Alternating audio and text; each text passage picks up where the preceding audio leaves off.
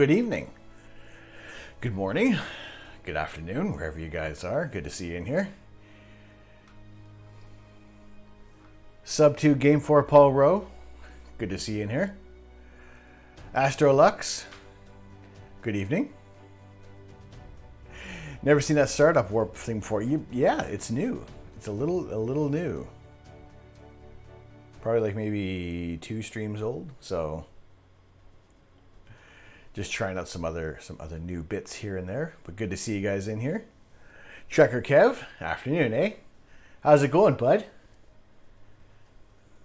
Good to see you. Oh boy, Friday feeling. Holy potatoes. Good to get that week under our belts. Sup to G4P. You can sub to G4P. Just did 20 minutes on the Horsehead Nebula with 30-second subs. Excellent. So you have clear skies, or are you just kind of working on that image there? First cloudless skies in a week. Headed off to for a short road trip to see Mercury, Jupiter, and Saturn conjunction. Tremendous. Look forward to seeing what kind of images you can get from that there. That'd be cool. I, however, am not in that. Whoops. Trying not to overuse that. I really should have been in studio mode there. But yeah, I'm in not that position. Clear skies and testing it, so I'm going to do a 2-hour exposure in 40 minutes. Fantastic. Yeah, I was hoping to have some clear skies, and that is not the case. There was a chance. I mean, the forecast up until like this morning looked great. That we have maybe clear skies at about midnight. Something, okay, I'll push this back. I'll push it back to about like maybe start at 10, 11 o'clock. And yeah, the weather changed drastically, as it does. So it's sticking with our regular 8 p.m. start time for this stream tonight, which was kind of labeled as rainy day astronomy, but we're going to keep that one for tomorrow, doing our image processing. And tonight is just kind of just hanging out on a Friday night, you know. Looking forward to working on a new emote, which is we're not at that point yet, but I figure why not at least get it ready. And I see a lot of people have tons of heart emotes, and I figure at this point it's the last one in the slot. We're still a ways away, but I do want to be able to plan ahead. I get free drizzling because I'm not perfectly polar aligned. Dithering, yes, I get you. Drizzle is when you are processing it, you're stacking your image, and then you basically double up the size of the image, and you can get a little better detail that you can kind of get out of certain images there. But I get what you mean. I get what you mean there. But yeah, free dither without having to worry about things. It's not too bad. How has everybody's week been? Because I gotta say, I was anticipating maybe doing like a midweek stream and getting back into the swing of things for work, despite working from home and having 2 weeks, of holiday off for Christmas. None of us were in any shape to get like a complete full productive week. So yeah, it was end of the day rolled out. I'm like, I do not want to look at a computer screen. I do not want to look at a screen. I want to be as far away from a monitor as possible, which was good. But at the same time, yeah, I missed doing this, because actually I'm seeing this thing here. I don't need this up here right now. Our little, yeah, that's, we're not going to fuss about that right now. Although despite kind of like the bit of the theme for tonight is that I'm working on an emote in just preparation, hopefully that we can reach that next subscriber goal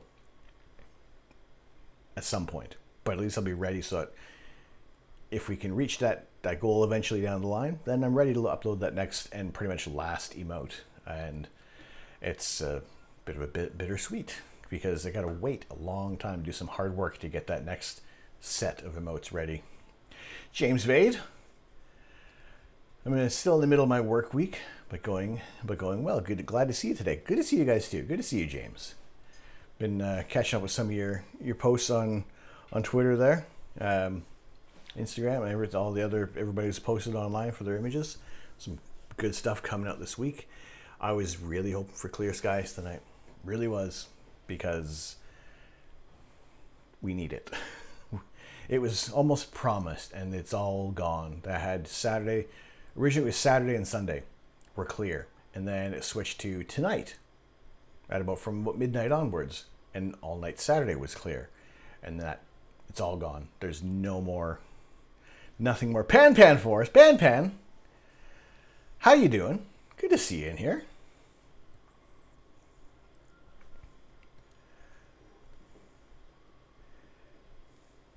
Pan. No, you haven't done anything yet. I'm not going to ban you yet. I don't drop the ban hammer in here often. Lots of reprocessing older stuff this week. Hoping for clear skies tomorrow. Hopefully, James, hopefully you get some clear skies as well, because that's all we could hope for. Because none of us is going to build a giant radio telescope in our back gardens. But yeah, good to see you guys in here. Pan, good to see you. Good to see you for the it's your first foray. You are our latest member of the observatory, right there. Welcome in. Thank you for joining our community. Appreciate you coming in. We also have some few others in here. Rando32 is joined. Sophia Styles. Paul is best. 123. Game for Paul Rowe. Is that your alternate ego there? Alternate. 12 Sharks. Caffeine Daydream. Little Cute Girl 86. Lady Quintilius. Elixir. Weirdo Weeb 69. Very clever. Good to see you guys in here. Mecromart. Castronaut. A lot of new people in the observatory. It's been a while since I streamed. It's felt like forever. No, you know my alter ego from Chunky's stream. Aha. And which ego is from Nutty's stream? I think we all have different faces that we were. I know. But yeah, good to see you in here. Good to see you guys. We are usually, for those who are new, the salami pan. Usually we are taking live images of the night sky. However, tonight it's you see our telescope down there is undercover because I am in the east of England and I haven't really given my proper introduction. I am Tom. I am the Astro Canuck, and I am living in the east of England under cloudy skies tonight. We usually like to take live images of outer space. However, being England, where clouds dominate the skies 142% of the year, it's a really weird hobby that I've taken up. Actually, no, it's a really great hobby that I've taken up in a very poor choice of location globally. But when we do have clear skies, we get some really cool images coming through there. And tonight is we'll again keep looking at some older images there, and also kind of work on an idea for our fifth and final emote that down the line will be a heart emote, and that will be using the Heart Nebula. So we did process this image I guess about a month or so ago now on the stream, and this is the Heart Nebula. It's a large stellar nursery in the area of Cassiopeia. And we've imaged like the very center of it, of Malot 15, the heart of the heart. We've imaged the Fishhead Nebula as well, in close detail. All right, Astro Lux, you'll share that on Discord. Let me know when it's up there. ATS 24/7. Good day, Merry Christmas, and Happy New Year. Same to you. Good to see you in here. How have you been? It's kind of been a while since we've had a stream, so Yeah, good to see you guys coming back in. Hopefully you've had some time if you're kind of going back into work, that if you've kind of reacclimatized to your regular schedule. If not, just try to book another week off.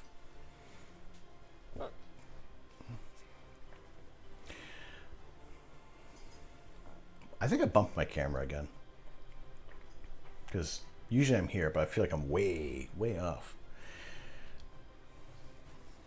So right, this the emote that we're going to be working on is not the whole shape of the Heart Nebula here, because if we rotate it,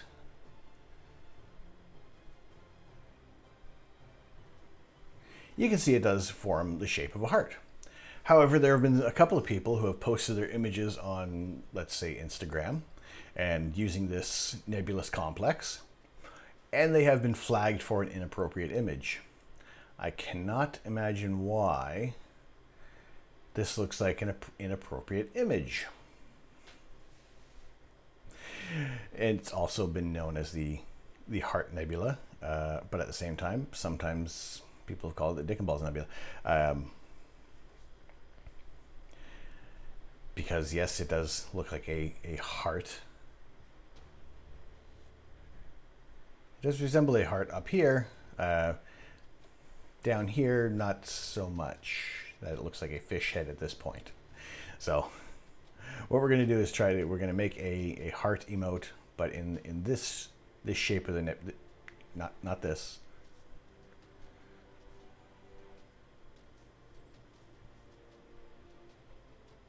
You know, not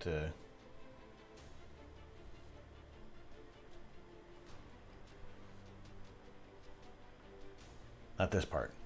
Just here. All heart, no fish head pee-pee. Nothing like that. So we'll kind of work on that a little later and see what, do a couple of different versions and see, you know, maybe a more of a illustrative representation of this, or really just kind of get rid of a lot of the stars, drop it into Illustrator, do a live trace, or maybe just do a threshold levels on this, and boom, there we go. We'll see how it looks. But I would want to separate it as well. I would want to leave it a little, you know, get rid of the background area. Probably not going to have many stars in this, but just kind of a rough idea of what we want to do tonight. But yeah, in the meantime, I am probably going to have at least 2 or 3 coffees, because I was also this close as I was kind of setting up and just kind of zoning out a little bit. I'm thinking I could probably rock a nap, if not even go to bed. It's just been that kind of week, trying to get right out of holiday mode, because there was nothing going on in the way of a regular sleep schedule for the last 2 weeks, or at least the Christmas holiday weeks. So kind of getting back into the, you know, going to bed at a decent hour and having to get up at the proper time. Yeah, a little bit of a struggle. It was the strongest coffee that you could get in the morning, and then the third coffee, and then the fourth and fifth would subsequently be just as strong, just to keep things going there. But we made it. It's Friday. We're good to go for the weekend. And yeah, it's I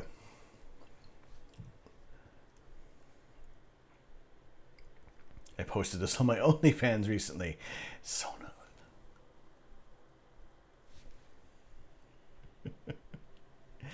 It is. It seriously is. Come on.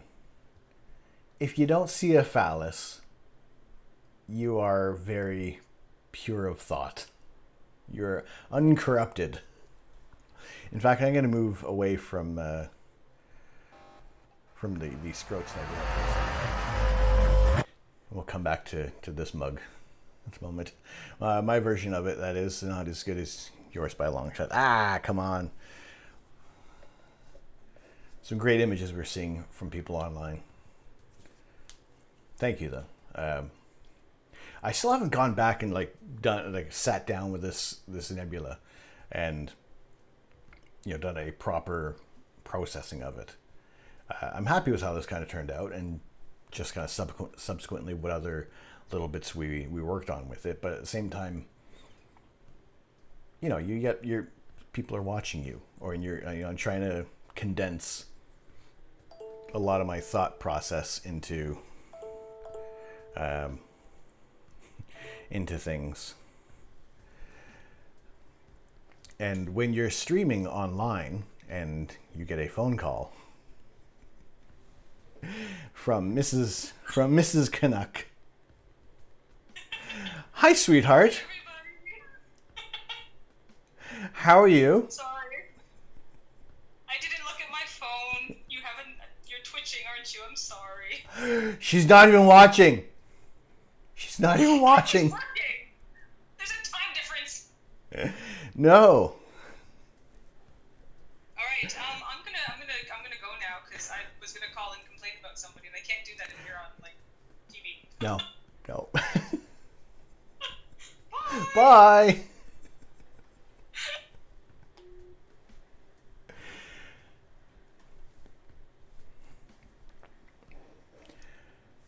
Just the dedication from the missus for catching my streams.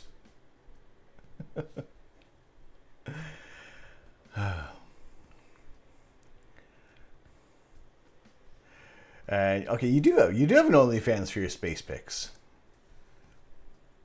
It's all right, and that's as soon as a lot of people hear OnlyFans, they're like, oh, more scandalous images. Yes, no, but the OnlyFans is more than, what our first reaction is to it. I do not discourage any links whatsoever. Well, wait, hang on. Let me rephrase that. I'm not adverse to people sharing their links here, because we're always going to be learning about other things. However, there also is a limit of kind of self-promotion, and it's the sneaky way of going about it. I got no problem sharing other people's Twitch accounts.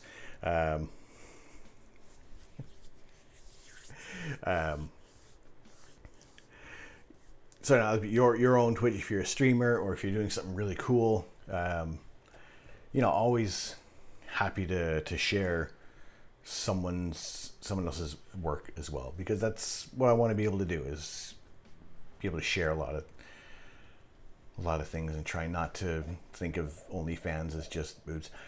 Savvy, how you doing? Good to see you here. Had to really think about the wording there. Yeah, kind of did.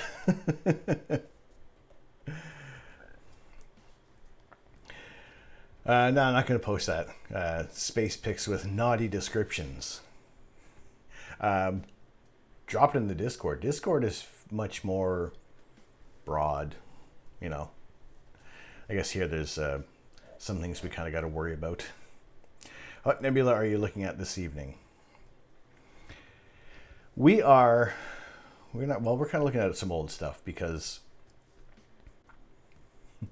the clouds are back.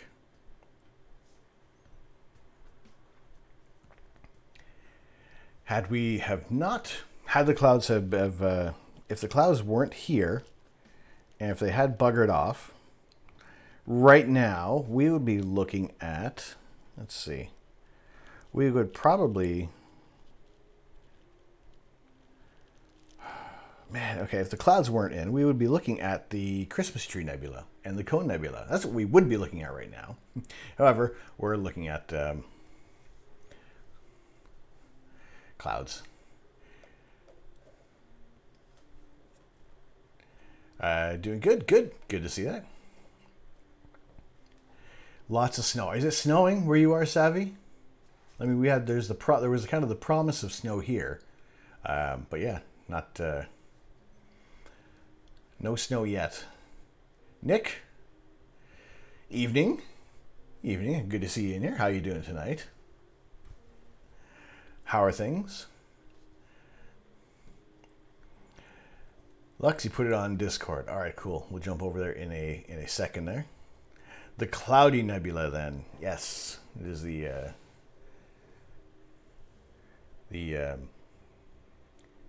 Precipitate Nebula. Things are okay. Me? Not bad. How okay? You doing good? I know everybody's got their... we all got our things that are kind of weighing us down, but... You know, hopefully all can be well there. You know.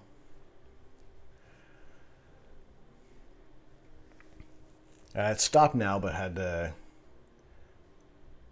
job on driving home. I had to turn around on the road like all the other cars. Holy smokes. I'm assuming you're a little farther north than me. Still, wow.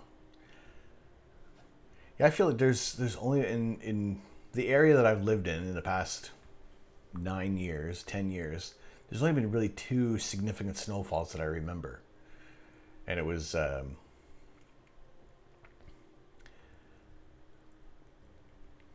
both of them.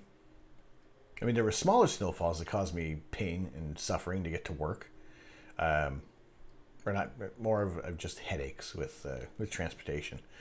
But yeah, there's like 2. Since you still have to go to work. Well, I mean, stay as safe as possible there, Savvy. That's all I can hope is that those of us who are still going in, you know, we're you know, in the essential side of things. I can only hope that everybody stays as safe as possible. So, you're functional. You'll be fine, Nick. Always good to hear that we'll be fine. We will make it through this. We'll make it through everything. Professor Ling, how are you doing? How are you doing, Professor Ling? Welcome to the observatory. Glad to have you in our community. Excellent. Good to hear that. Doing well. Welcome in.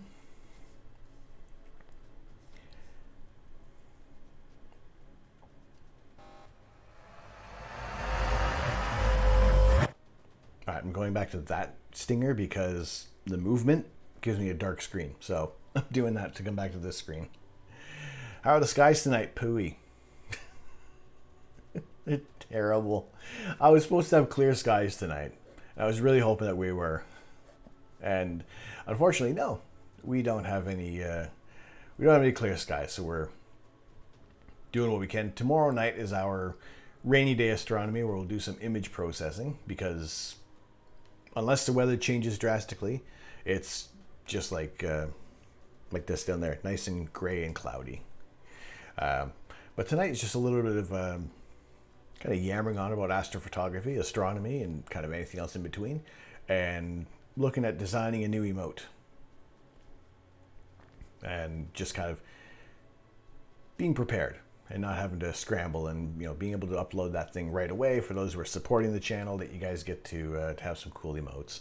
So I think because I see so many people have some variant of a heart on their emote sets, and they're fantastic, and it's like the last thing that I'm missing, essentially. Just going to try to find all the heart emotes that I have.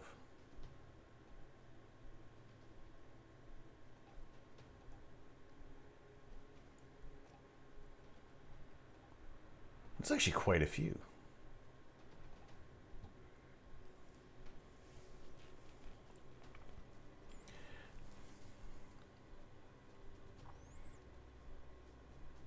Oh, I don't have one of your hearts.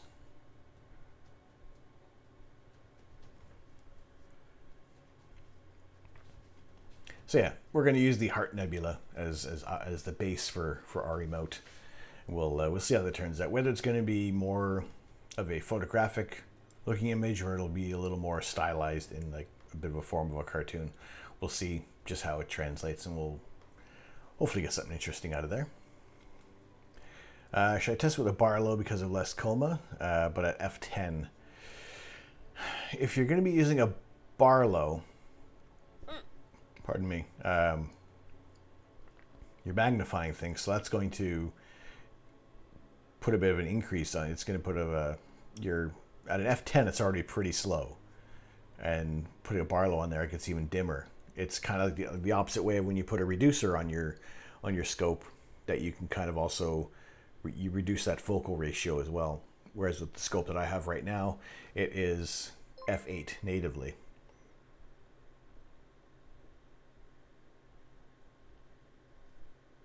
Thank you.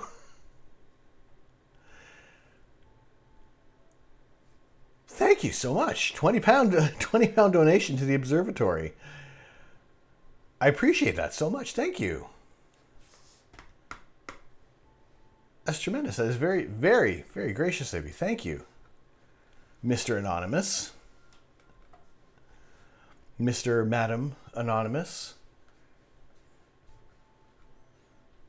Thank you. Thank you so much. It's funny that happened, because I was thinking of because I'm working on adding a lot of the new things to the channel. And one of the ideas that I had and what I'm going to implement is for if there is ever a donation, such as now, and I'm kicking myself that I didn't do that, but I appreciate that so much, is that it's a green screen image of a telescope, of a satellite, of a space satellite kind of crashing down. And the whole thing would be, I guess in this case, Mr. Anonymous has donated £20 to the observatory, and this would be £20 going towards telescope repair. So that's I'm kind of kicking myself now that we didn't have that little bit there. But thank you so much. I do appreciate that. Holy potatoes! Wow.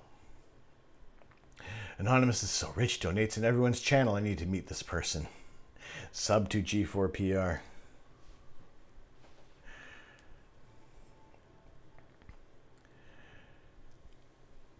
I'm a little speechless at the moment. But yeah, thank you. Thank you so much. Yeah,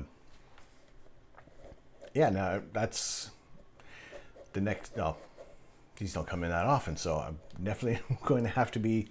I got to get on the ball with a lot of things. I mean, I know I said over the Christmas holidays there's going to be like tons of changes happening, and no, that just didn't happen.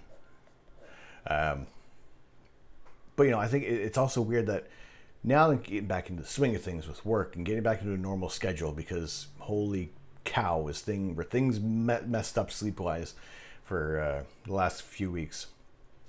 But yeah, getting back on track with that. So that's one of the ideas, is to have the donations. Satellite crashes down. Thanks for the telescope repair fund. Getting Leo on board to do some more channel point rewards. Things like making it rain. I have an Xbox Connect plug ready to go, so I can use that camera for some infrared images. Kind of pull up some options where it changes the color of the screen to the visible spectrum. Let's only see what things look like in hydrogen alpha. How weird does the camera look? A few other things, a few other little ideas. Nothing that's really disruptive to the channel, but just little nerdy bits that I want to be able to incorporate, bits of astronomy and physics and anything else that's kind of space related. I love how everyone uses the Xbox cameras for the purpose they weren't built for. That's true. I think that it's really cool. And it's not so much right now I'm thinking I would use any kind of hand movements, because I'm not even that close to wrap my head around everything that can work with OBS and all the extra plugins and things. But I do know there's a wealth of information of people that I can pick brains of. So, there will be some messages sent out. And I'm pretty sure there's going to be headaches along the way. Definitely sure there's going to be headaches along the way. Infrared is crazy. You can look through targets. Holy moly.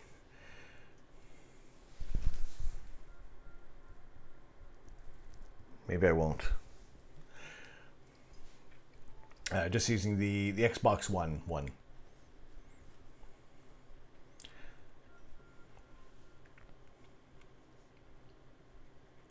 The 360 cam, my brother, the Xbox One. 360 one, my brother has that, so I'm not about to go hunting for a 360 Kinect. I figured I can kind of just put it just in line with this camera, and hopefully there's going to be a whole lot of differences there.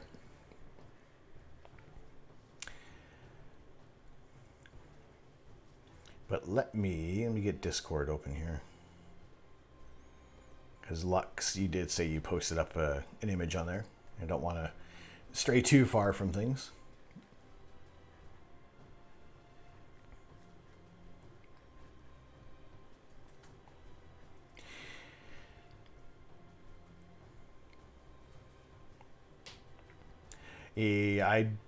Not at the moment, but thank you for the offer there, G4. If it does come up, then we'll. I'm sorry. I apologize. There was a message attached to that tip. Love your friendly stream. Learning a lot. Appreciate you sharing your knowledge. Thank you very much. Thank you. I do what I can. Like I said before, I do independently study astronomy, and I'm 4 years into doing astrophotography. I'm just trying to share as much as I can, and also the fact that some of the questions that you guys will fire back that I don't have all the answers to. That's great because that just gives me something else to look into. So yeah, thank you again so much, Captain Anonymous.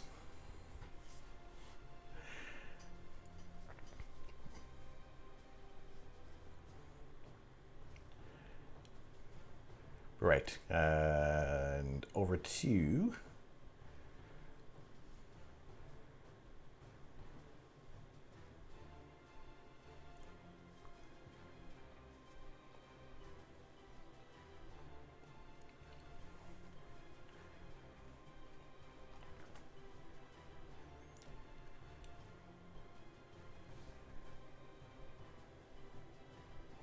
wait, Lux, you said you posted something and you put it on Discord, on the observatory Discord.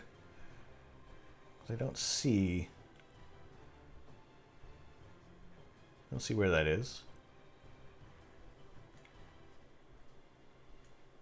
Am I missing something? Did I miss it?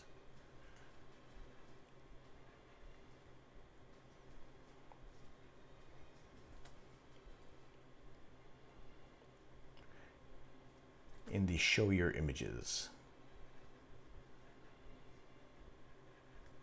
Oh, there we go.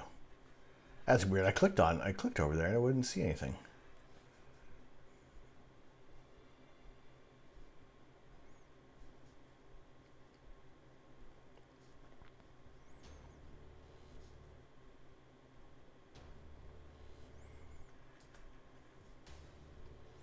There you go. 20 minutes, 30-second subs. Horsehead unmodified.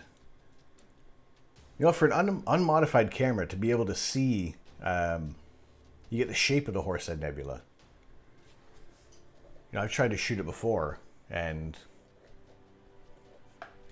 got like nothing. I got a bit of the Flame Nebula, and that was about it. But at least, also another good thing is that you don't have the Alnitak isn't like overwhelming everything there. So yeah, keeping those subs, pardon me, nice and short, were kind of keeps that star. That just blows everything out in that image there.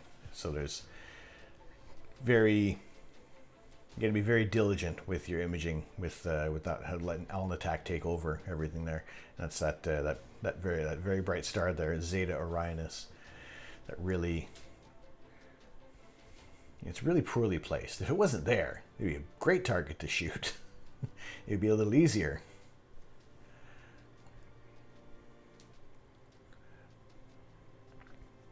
But yeah, no, it's cool seeing. I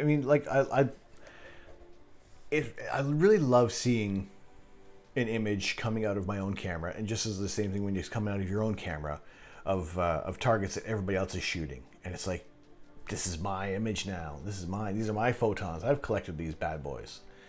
You know, it's seeing those images kind of first come through is amazing. It's a really cool feeling just knowing that, yeah, I've taken this time to shoot this image. This is it's been shot millions of times before, but it doesn't matter. This is mine. So that's really cool. I do like the fact that you already got like that silhouette of the Horsehead Nebula there. Capone Gaming, good to see you in here. Thanks for the lurk. Appreciate that. Tabs up. Have a great stream. Thank you. My sleep schedule's been all weird. Hope to catch one of your streams again in the future. On a single sub, you can't see anything. No, that's what's also really satisfying is once you get everything together, and now it's the anticipation of did everything come out all right? You know, so once you get those images stacked up, and that's a lot of things. What happens when I shoot an image and I don't do a lot of my subs and all the calibration frames, and it's just I want to see that image. I want to see how much information has come through, how much of the data is actually good. You know, so that's where the that impatience kind of comes from. Oh my god, I need to. This is also like the driest my hands have been since like the beginning of things. Cracking all over the place. Polar alignment needs fixing because the trails are kind of big for 30 seconds. You live and you learn. That's true. Remind me again, what's your setup?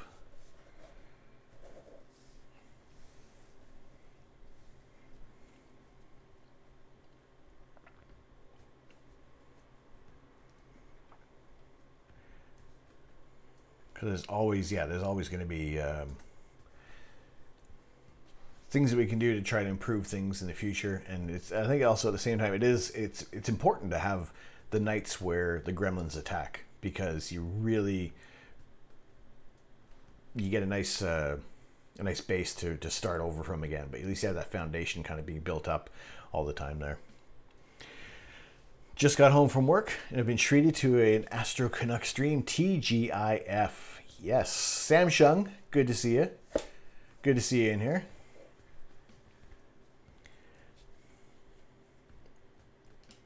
Happy to have you in.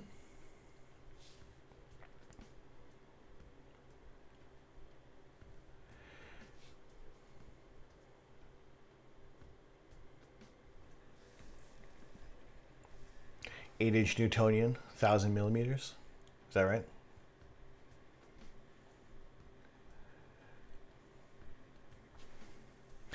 Happy to be tuning in. I'm well. I am well. I am. It's Friday, like you said. TGIF. Finally made it through the work week. It's F5. F5 is gonna be pretty quick then. I mean, like I said, I started off with an F12 scope, and it just forever to get anything coming through there. Even with my lens, I think F5 was the fastest it would go as well. But yeah, what mount are you using? Because I mean, as far as for me, polar alignment on my Star Adventurer, it wasn't too bad because it's super wide field, and that's very, very forgiving when you're doing that. Whereas when you're doing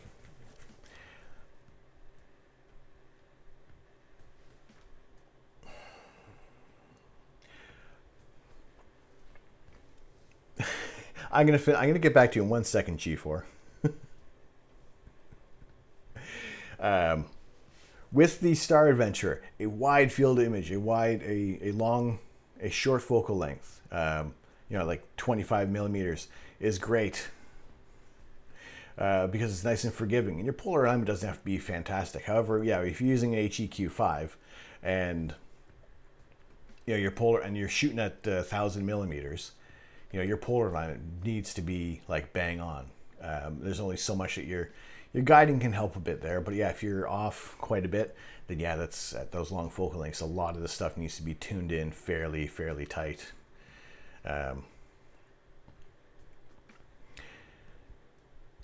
Arish, How you doing? Good to see you in here. I am well, yes, indeed. Sorry for not tuning in the past few days. No worries. I haven't really had the chance to stream the past few days, so it's good to see you guys in here. And you're not guided. Okay, unguided. Then that's already looking really good. Like for the start of unguiding, that's patience is really good. So yeah, G4, Bellanissima. Which command do you want to see? Do you want to see J Tanko's version, or do you want Putsy's version? Because I don't have anything set up, and this is all manual, and a lot of people may not even know what is going on.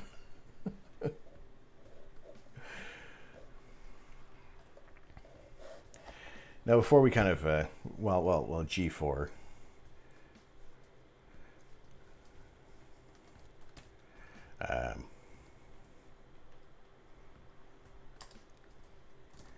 Decides on what to do. If you have a chance, go check out Sub 4 G4 game for Paul Rowe.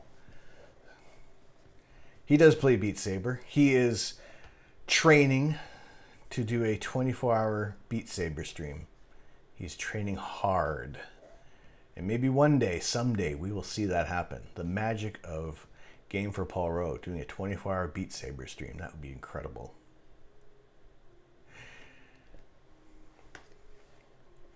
No, it's become a virus. I just saw her Discord. Oh no, what has happened? For those of you who are not familiar with Bellanissima, she is a wonderful streamer who is currently killing it with Genshin Impact. She loves food. She loves. If you're eating food on stream, let her know because she enjoys that very much. I had contemplated eating some of my dinner, but if she's not in here, then I won't eat. I have some prawn crackers left over. Okay. Been working hard in the last few days on Astro. We'll share an image on Discord. Excellent, Arish. Glad to see that some people are having some clear skies because it's been pants for so long. And I was really, really excited to have a potential clear night here because it was, it was going to be all right. It was going to be at least from midnight onwards. So I figured, okay, we'll start a little later. No, not the case. We are, we have clouds. So, right. IRL stuff. Because now in the UK we have much tighter restrictions of a national lockdown, and I order my groceries to have them delivered, and it blanked, just skipped my mind that we're in a pandemic and a lot of the grocery delivery slots are going to be changed. So I did have to modify the date it was going to be delivered. So boo-hoo, Sunday afternoon is my grocery delivery. Oh, what am I going to have? Let's order in some Chinese takeaway. Yes! The regular place I order from is closed until the 18th. So I had to try somewhere new. And it is scary ordering from a new takeaway place, despite what the reviews say. And I did say that this place did get a bollocking on New Year's Eve. Why would you give someone a 1-star review on New Year's Eve when you know it is busy AF? Why would you, be understanding, be compassionate for these people who are still delivering your food at this time, and those who are having the clock strike midnight, driving, bringing you your egg rolls. No, we don't have your spring rolls. Nobody has egg rolls in the UK. That's a topic for another day. But yes, I got the Chinese food tonight. Delicious, wonderful.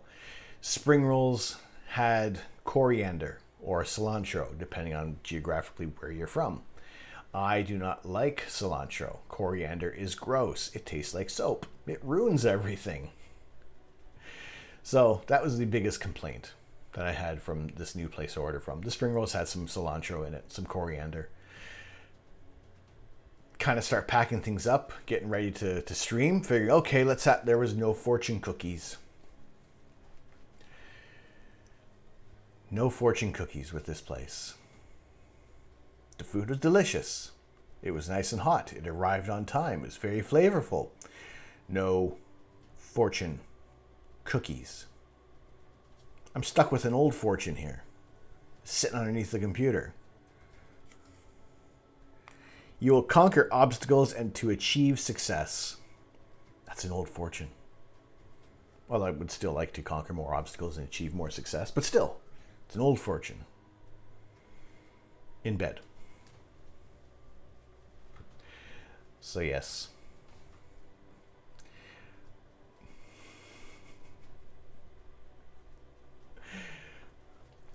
Laughed way too hard at the cookie thing.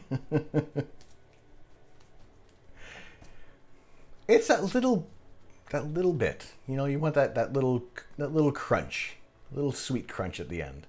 I don't have a fortune cookie, so I gotta find a new place for Chinese food. Well, whatever. Bellies are full. We are happy.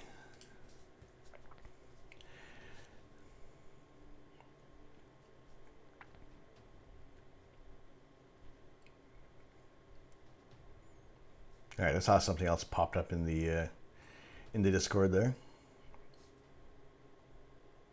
Oh, why is that not working?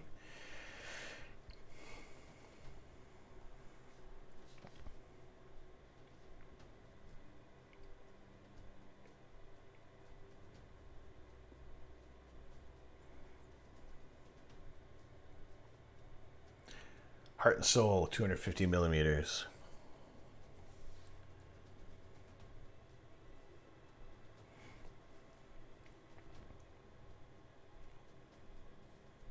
That is cool.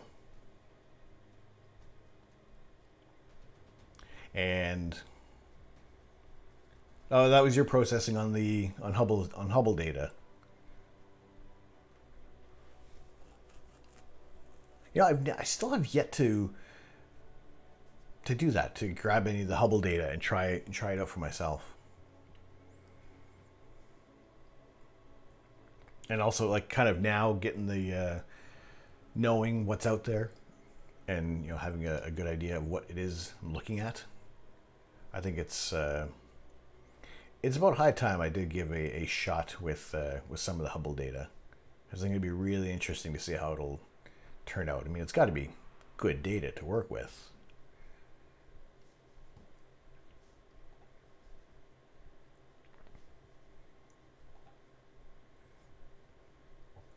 But that does look good. I like how the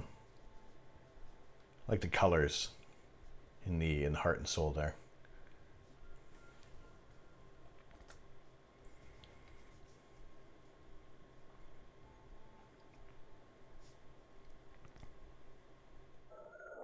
Whereas with this version of the Heart Nebula that we did, and picking for some reason a weird gray point on there, I was able to kind of come up with a weird kind of, not so much I guess a really fake Hubble palette on here. And that was just from picking the wrong, well, I say the wrong gray point. It turned out fairly interesting as well. But to work with the some actual data from the Hubble Space Telescope would be an interesting project to look after, because so far I'm really still used to just doing my processing, working on my data. I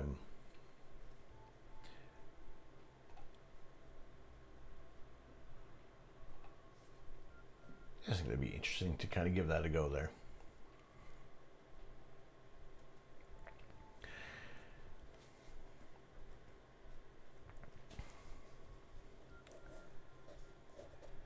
I think that I like yours, Arij, because the two-tone colors on here. With mine, it's just the it's the red. It's the hydrogen alpha that I'm really accentuating in here.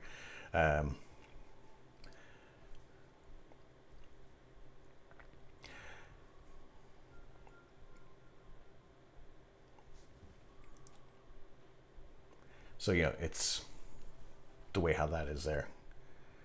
And speak of the devil.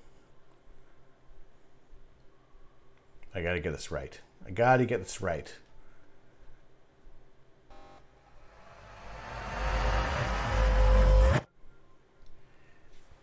Now, I've been watching Nutty's videos, for those who are familiar with Nutty, and for those who are familiar with... Is that right? Is that good? Bellissima.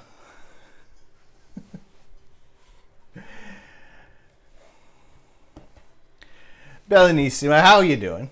Good to see you in here. Applause. Where's my angle here?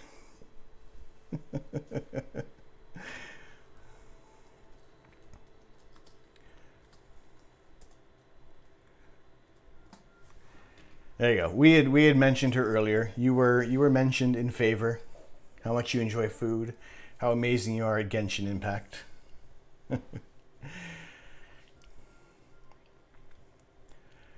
And how I was thinking, my dinner came about an hour or so before the stream. And I was thinking, do I wait? What are the chances?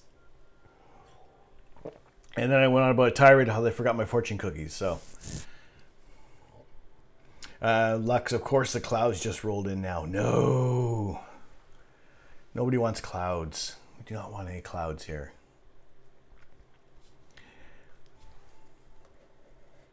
That's true. I said Bellissima likes food. No, she likes food a lot. But good to see you in here. We are doing all sorts of things tonight, and most notably, eventually going to be changing some stuff over to creating a new heart emote. Eventually, once we reach that next goal.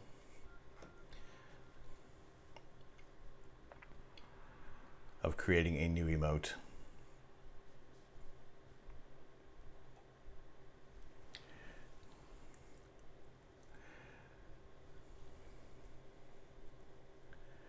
G4, you got that song still queued up in Beat Saber? On the night of the 12th, it's clearest in months. Hopefully the forecast holds up for you, because right now, the way how my forecast looks, it's like tomorrow afternoon was going to be the best possibility we were going to have for any kind of decent weather. Sub-zero temperatures, that's always good. See, now things... All right. We're going to look at this. Now, we all know that if more than one person looks at the forecast, it changes.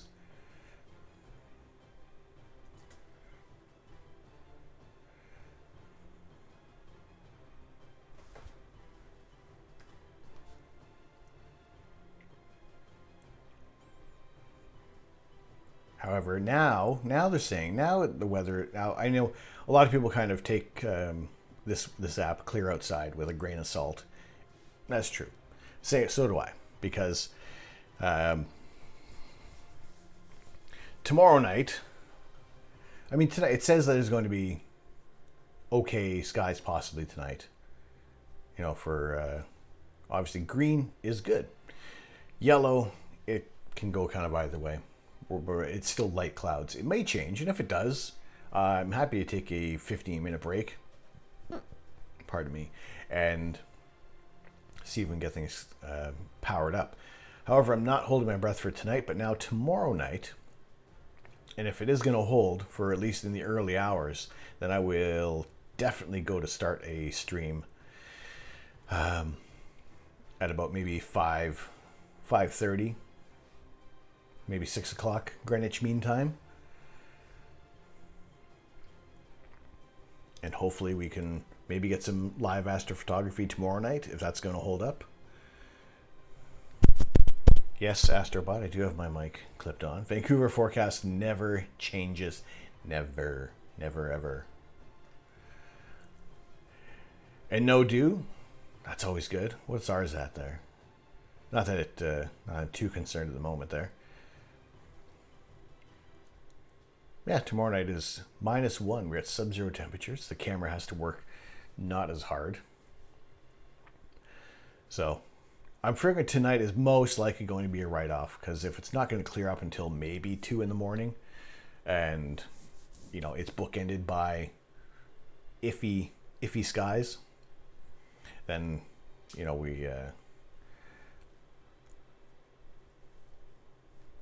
I won't chance it. I wouldn't leave all the equipment open there. Bonjour mon frère, comment ça va?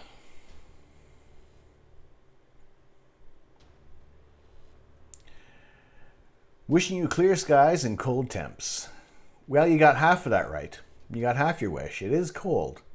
It is freezing. Good to see you in here, brother. How have you been? How has your week been? Because mine has been bananas. I'm doing well, he said en français. Je suis ananas. No.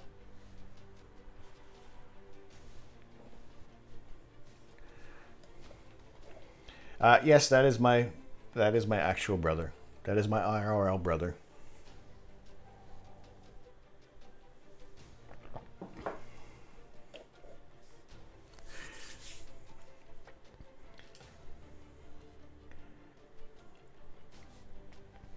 At least he pops in the chat and doesn't just give a phone call on WhatsApp like Mrs. Canuck, interrupting the stream. Doesn't even tune in. My gosh.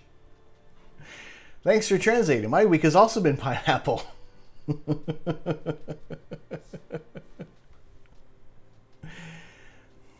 See, I don't like that in hindsight, that I stopped taking French at a certain time in high school, because, you know, I like French.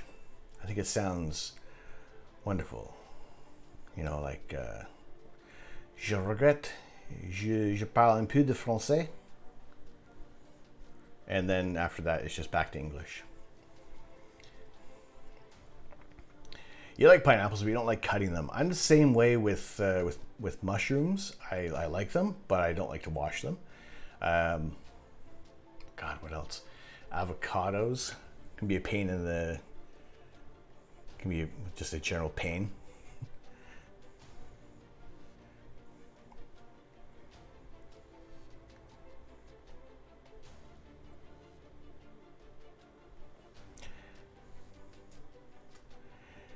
Je t'aime. And wait, what was that last one there? Hang on. Are you taking the Mickey?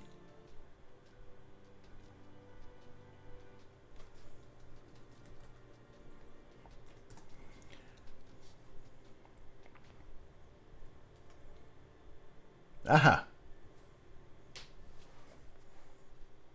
Nourriture. Nourriture. Nourriture. Je t'aime nourriture. Mm-hmm. Very good. C'est bon. So if I could do a dual. If I could speak a lot more French, I'd like that. Maybe we get Rosetta Stone. I don't know. But we shall see.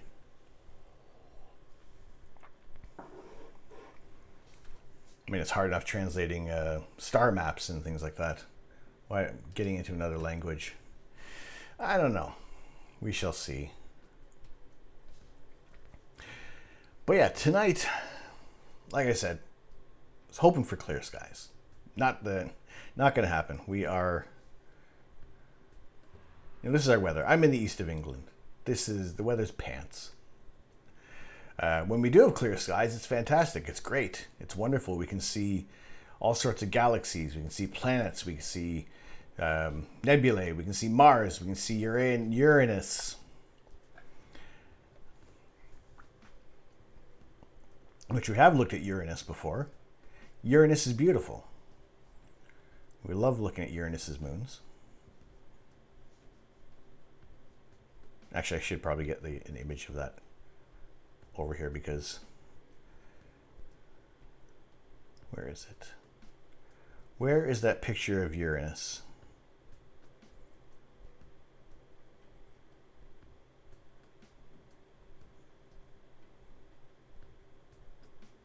Now, some people may have plenty of images of Uranus, but wait a second.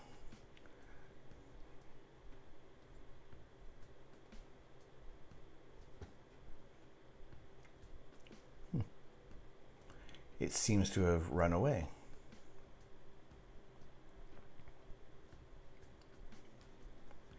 Well, that's unfortunate.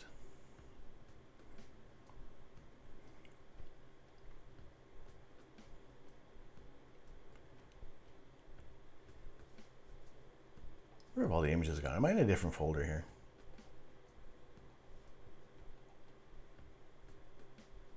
I am.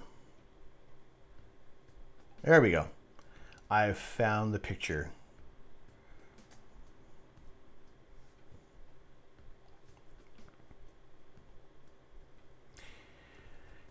Send it to you on Snapchat. Right. It may seem rather unremarkable because it doesn't look like regular images that you see from space telescopes and even ground-based telescopes, because it's hard. It's difficult to get pictures of planets, and especially ones that are much farther away. Whereas when we're looking at Uranus here,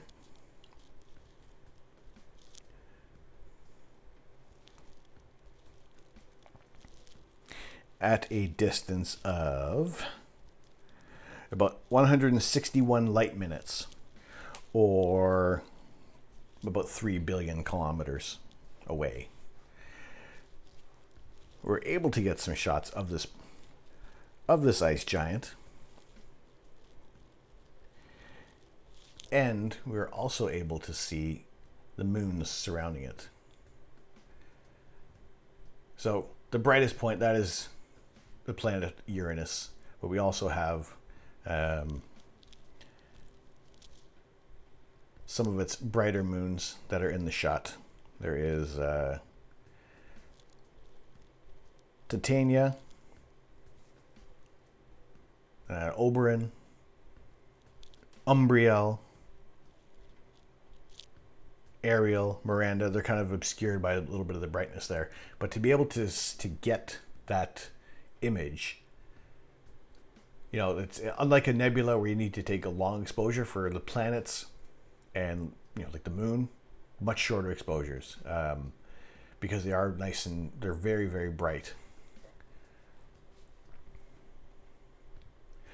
How is this the first time I've ever heard the measurement light minutes? Is that really a thing? It is. The moon is about 1 light second away.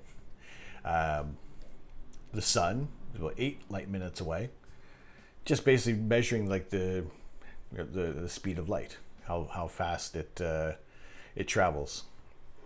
And the same thing if you're sending a signal to Mars, when it's at kind of its when its orbit is at its apogee, it is when it's at its farthest away.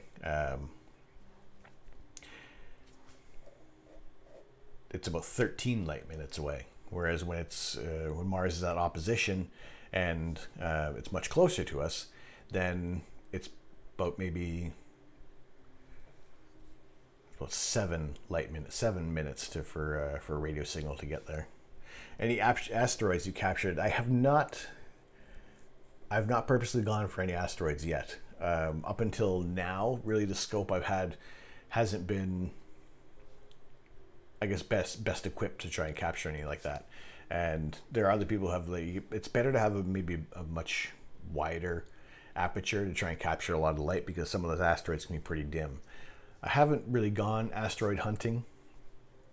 I prefer, even for doing planetary, that's not, you know, it's not like my favorite thing to do. Not that I don't like it. I mean, I like looking at Mars. But at the same time, kind of picking stuff out like the Bubble Nebula, you know, I think it's one of those targets that are really cool to look at. So, I mean, for scientific purposes, there are people who have, they have like their observatory can be registered and be able to not classify, but to confirm certain asteroids and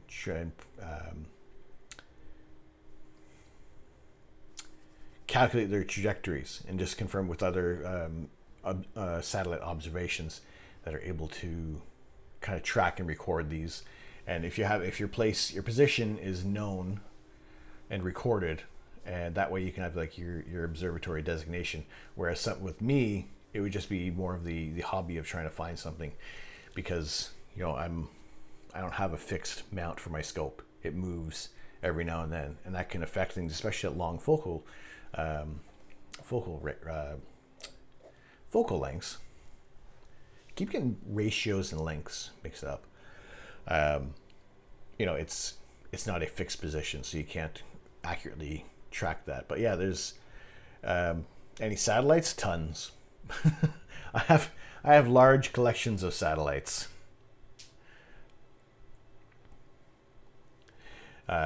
Countless numbers of satellites.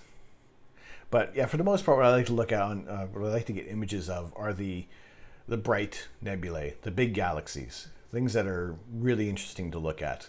I know a lot of things, like when there was the conjunction of Jupiter and Saturn, a lot of people were kind of possibly expecting what you see from the Juno spacecraft, the space missions for the space telescopes, where they have much better resolution of those images. And for the most part, it was two dots up in the night sky.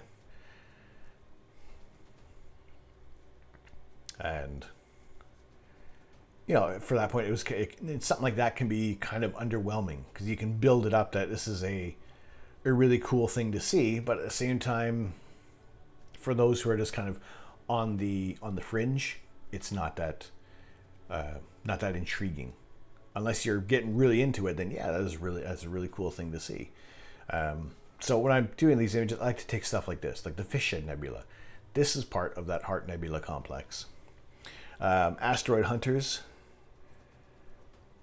Yet they're those guys they're doing tremendous work. They have some really good videos as well. So yeah, check Asteroid Hunters out on Instagram, Twitter, YouTube as well. I believe they do. There's a lot of content from them.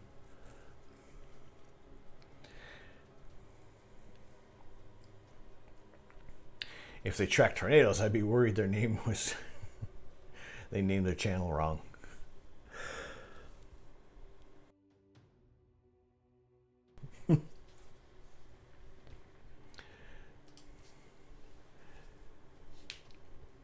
Yeah, that would be a little misleading then. Although, if they are the tornadoes can still throw large objects that you need to track. But yeah, what I like to image on the channel is these bright nebulous complexes. This is the Fishhead Nebula. This is part of the Heart Nebula, and this is about 1,000 millimeters in focal length. And we're using that 8-inch telescope, so it has a nice wide aperture, so you can collect a lot more light in there, so the images can come out a little brighter. So this area that we're looking at right now is this section here of the Heart Nebula. So this is at a wide field image, and when you're looking at these objects in a longer or a wider field view at a shorter focal length, you can get more image in there, however at the sacrifice of some detail.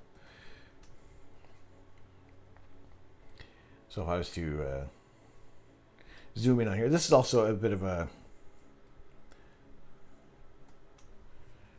this has been a processed image. It's brighter, but it's also at 250 millimeters, so there's less detail. We're not exposing so many specific areas of a sensor to this area of nebulosity. However, let's see if we move it. There we go. This is a single shot that we're looking at right now, and it's at a longer focal length. We're zoomed in a lot closer to this target. Pardon me. Whereas with this version, it's been processed. It's not as as detailed. Well, it looks nice and bright and beautiful. You're not able to see like the details in the nebulosity. You know, these very faint, wispy bits of clouds. Like even like if we get even, let me get closer here. You know, there's these filaments of gas and dust that are being kind of blown away by stellar evolution, and that's what at least like the cooler areas that are eventually that can eventually kind of form, break off from this cloud, form their own. They can coalesce into their own. They can become stars eventually, if the conditions are going to be right.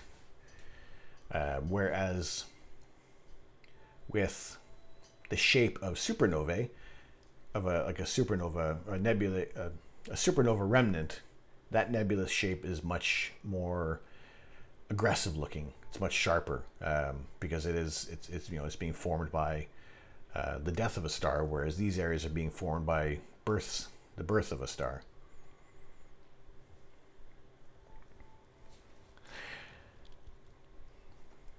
That's a question I got, by the way. Your starting screen, the videos, is that real time or are they taking over days?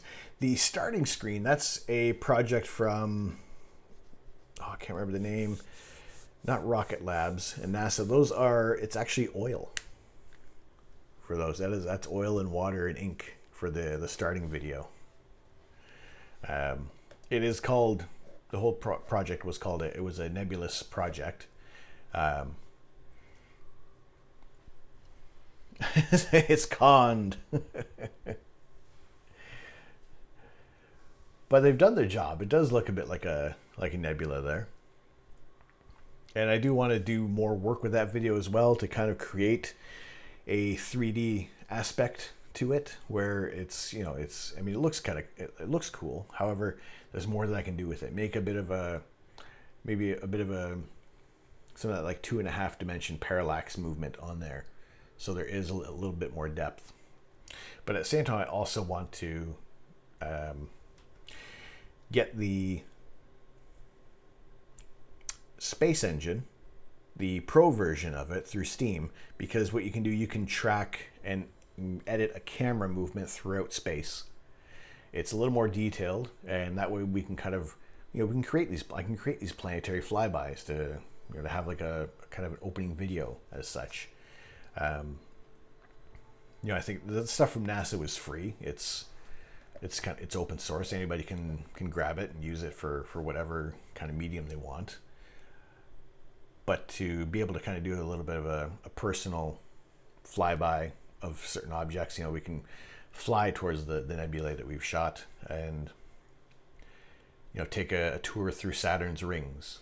You know, I think something like that would be a little cooler. Maybe a little less abstract. You know, because that's still kind of sitting there from the early streams, you know. And eventually, yeah, I do want to change things up there.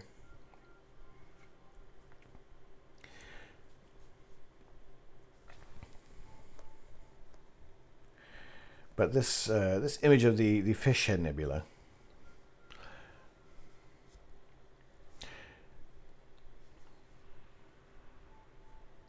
even if it was oil, this stuff like that happened that fast.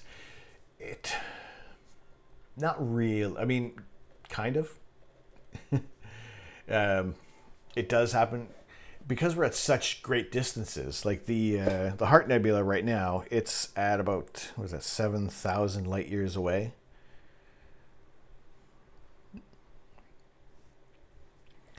The Heart Nebula, 7,500 light years away. You know, it's with the light that we're seeing from this complex now. You know, this all occurred 7,500 years ago. So, yes, everything's moving, but at a human time scale, we don't see it like that. In terms of a supernova, things can happen a lot quicker because it's a much more violent occurrence. Spaceonomy, beautiful. Thank you. Thank you. Good to have you in here. How are you tonight?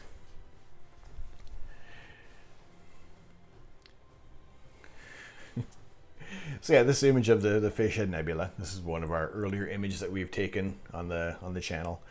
So yeah, because it is 7,500 light years away, you know, everything in space is moving very fast. However, we are kind of moving relative to the rotation of the galaxy. We rotate our galactic core about every, say 250 million years, around there. Good, living one day at a time. How about yourself? Same thing. Hoping for more clear skies in those days ahead, but you know, we make the most of it as we will. But good to have you in here.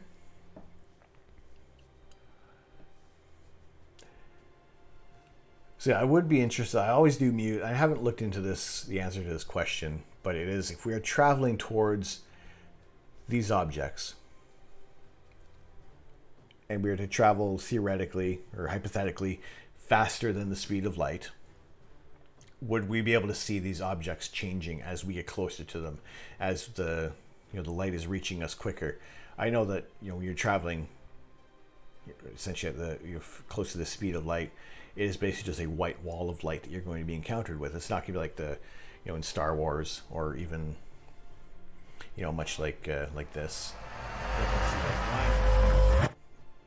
It's just a white wall of light. So yeah, to be able to travel to something like, let's even just say the pillars of creation in the Eagle Nebula. You know, the shot that. Let me just crash everything here. This image of the pillars of creation that Arij processed.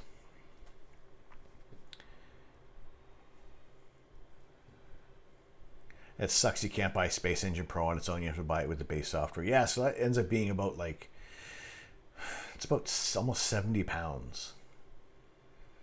You know, so I am looking into just what's involved with making treating it like a commercial object and producing the videos. I think I can't imagine it's actually that complicated. It's just more time consuming, and pardon me, if it's going to be worth what I want to do. And I'm pretty sure it will be. It's just more of, here's another project I'm adding on to things. And I think it'll still be interesting to, instead of me fumbling around with Space Engine, if we're talking about certain areas of the night sky, and I'm not kind of fumbling around with it, at least if I can maybe ahead of time get a camera movement set up, and then that way it can save some time. We can take a tour of an area of the solar system or a nebulous complex, and I think it definitely has its value. I really think it does. But there's so many other things I still want to do with the channel.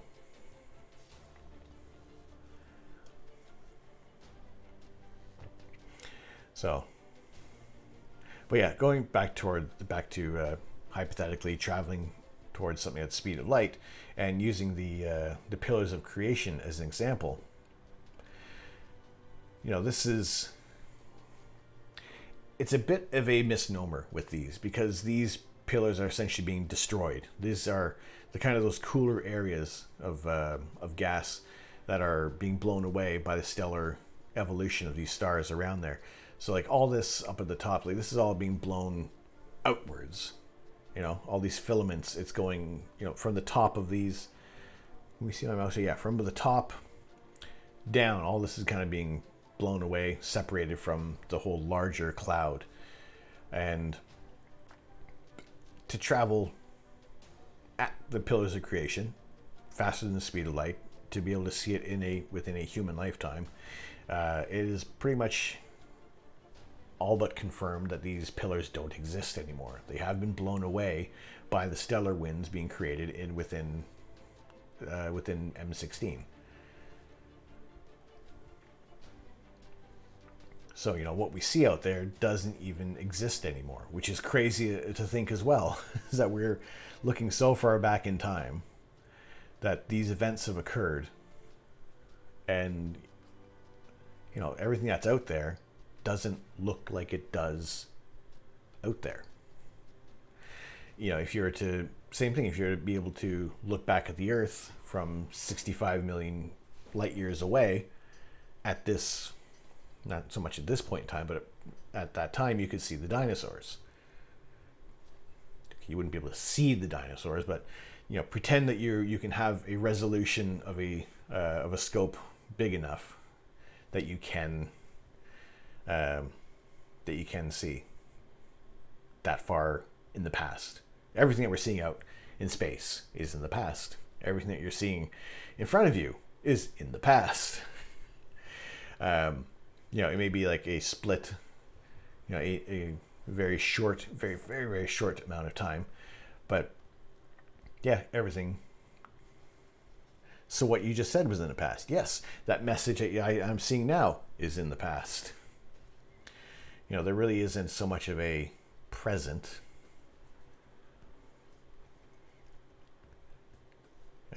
If that don't exist, do I exist? It's things like that. It's thoughts, not just do I exist, but everything. It's the time in between things that's when I have like those crazy existential thoughts, sitting out there at night thinking, if you could, let's suspend all disbelief. X-Men, yeah, every picture of you is when you're younger. That's right. Show me a picture of you 20 minutes from now and I'll ask you where the hell you got that camera. To Central, good evening. Landed at the perfect time. A discourse about how mind-bogglingly huge the universe is and how little the concept of time means to it. Yes, that is in...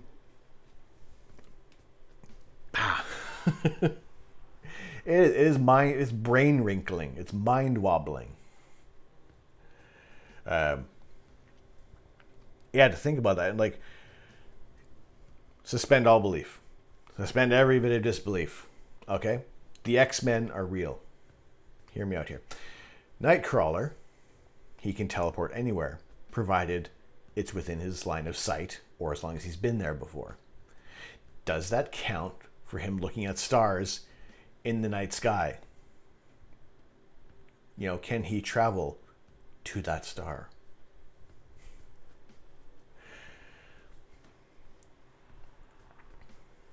Not entirely sure with the time bit. Time is space. True.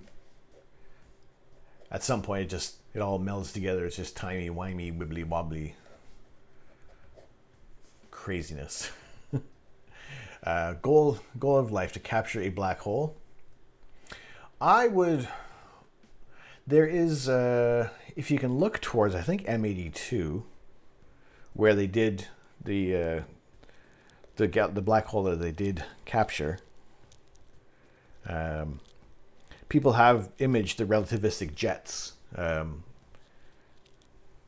the black holes emitting their energy from there. Nightcrawler would just be lost in space because there's nothing there by the time he reaches it. That's even crazier. Yes, let's say he looks at Betelgeuse. He gets there and he's just caught in a supernova remnant.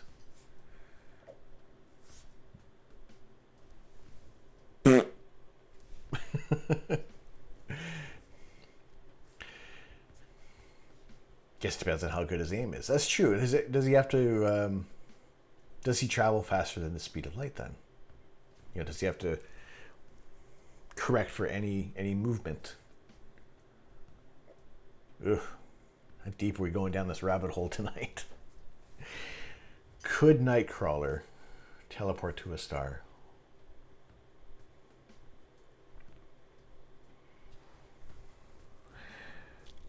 Who knows? I'm sure there's got to be some kind of not M80. What am I saying? M82. That's not the galaxy that they imaged.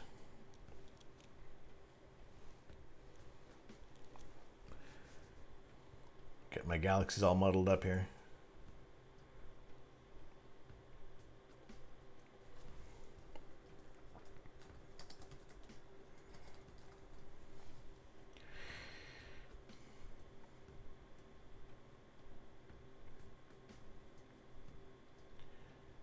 Yes, Event Horizon Telescope was it M87?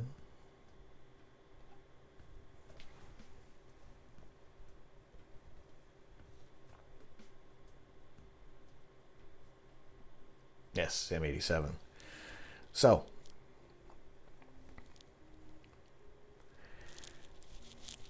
yes, trying to capture an image of M87, you can potentially get the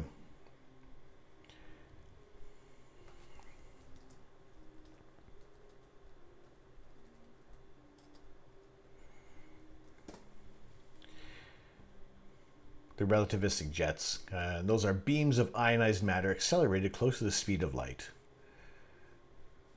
Most have been observationally associated with these central black holes of some active galaxies, radio galaxies, or quasars. Now I will try to find an image of M87 that we can look at. Since the time dilation is the most freaky thing I want to experience. So being close to a black hole, much like how it was projected in Interstellar, right?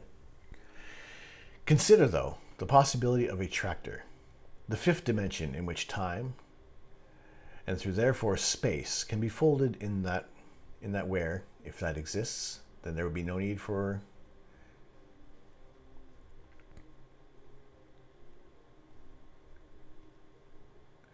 there would be no need for faster than light travel, because the shortest distance between 2 points would not be a straight line.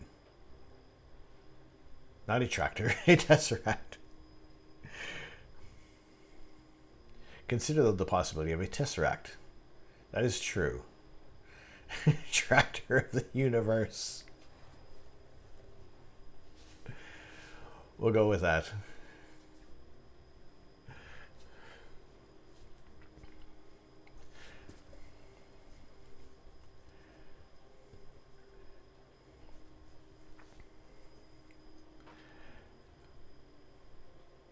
But once you kind of get into that thinking of time and space, and autocorrect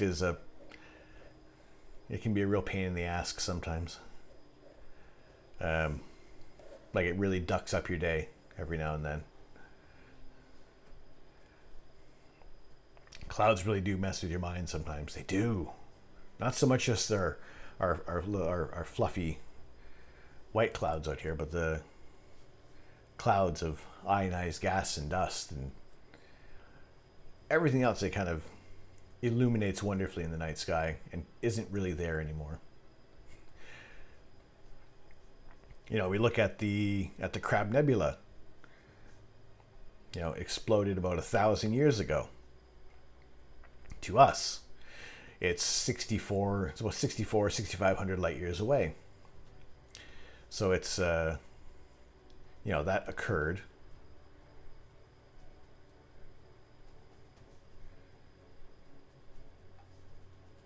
you know 6,500 years ago. So what we're looking at with the Crab Nebula right now, you know, this is 1,000 years after it exploded 6,500 years ago.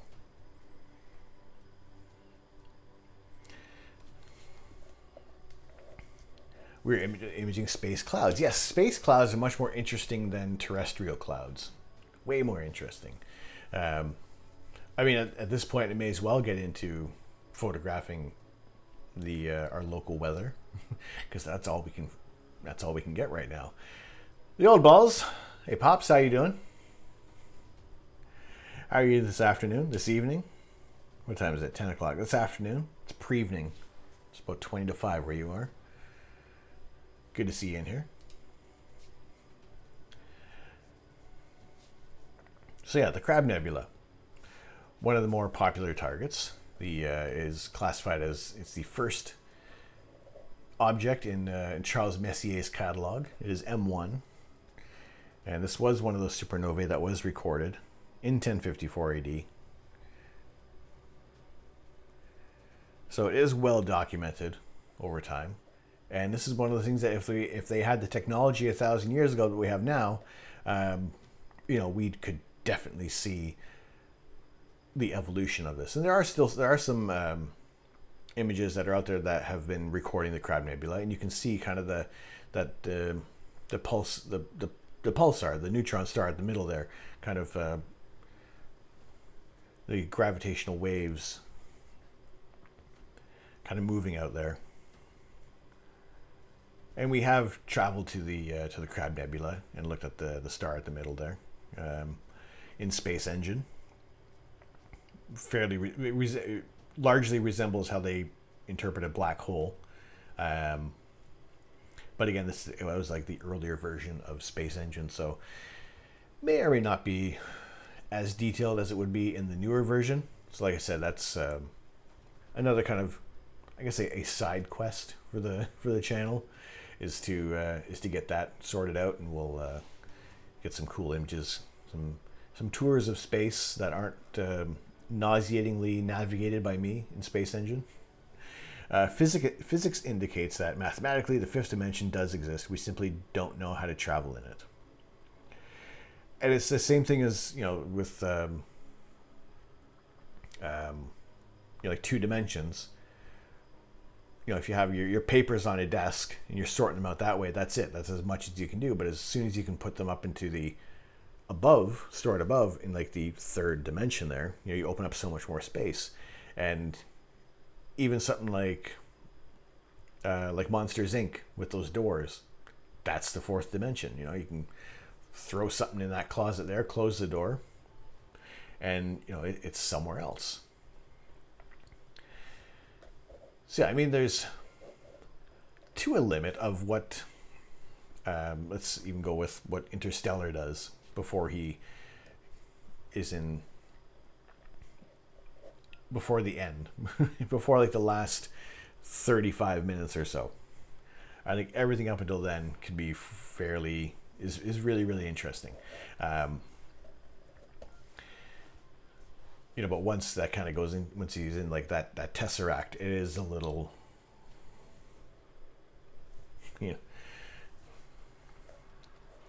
we didn't experience it, so we can't comprehend the complexity of it. Yeah, same thing with, I've been reading Flatland, and that's an interesting read, trying to picture how everything is seen in 2 dimensions. Like it's just all, you're seeing just a line segment.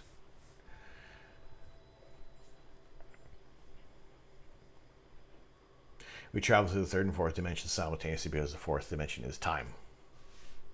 There we go.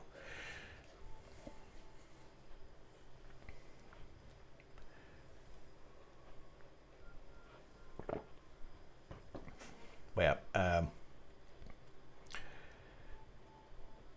astrophysics regularly blows my mind on a fairly regular basis. Maybe death is the 5th dimension, who knows?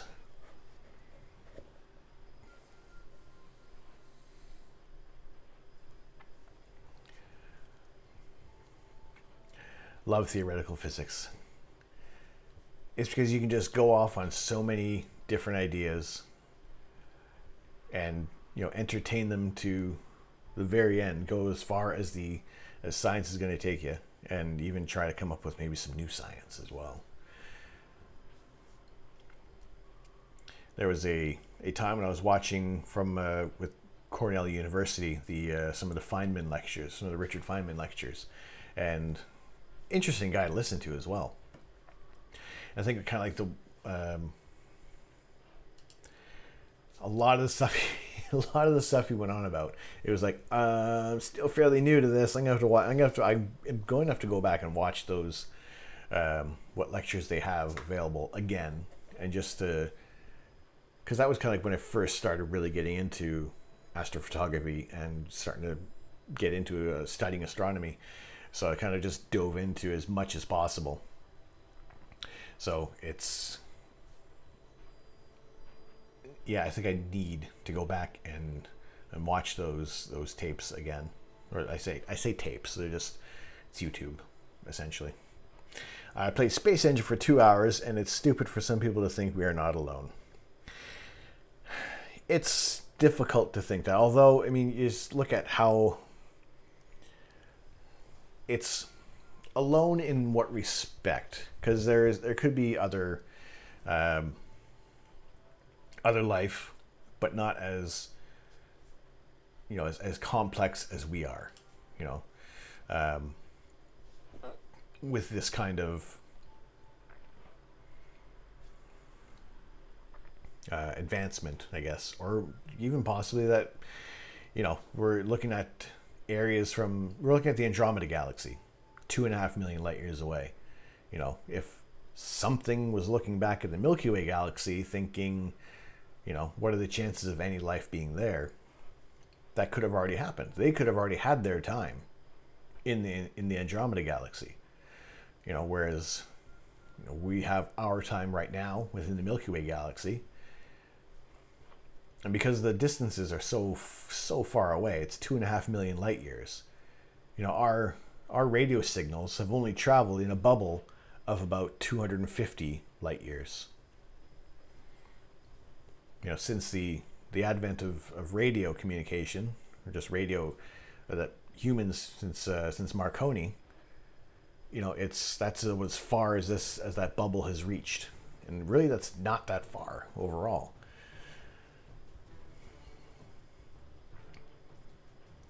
Consider, though, that the existence of dark matter is a product of theoretical physics, and it's a theory in the scientific sense. It proved a thing.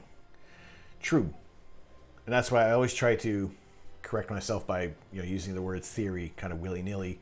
Is that no? It's my hypothesis. It's my guess on things. And there is also another thing I was quickly skimming through. Is there more than one type of dark matter? I don't know. That's something to kind of delve into a little further there. They would just be looking at a non-existing Earth. They would be looking at, if they were looking, say, now from the Andromeda Galaxy, they were looking towards our area, the Orion spur of the galaxy, and thinking, okay, there's something occurring over here.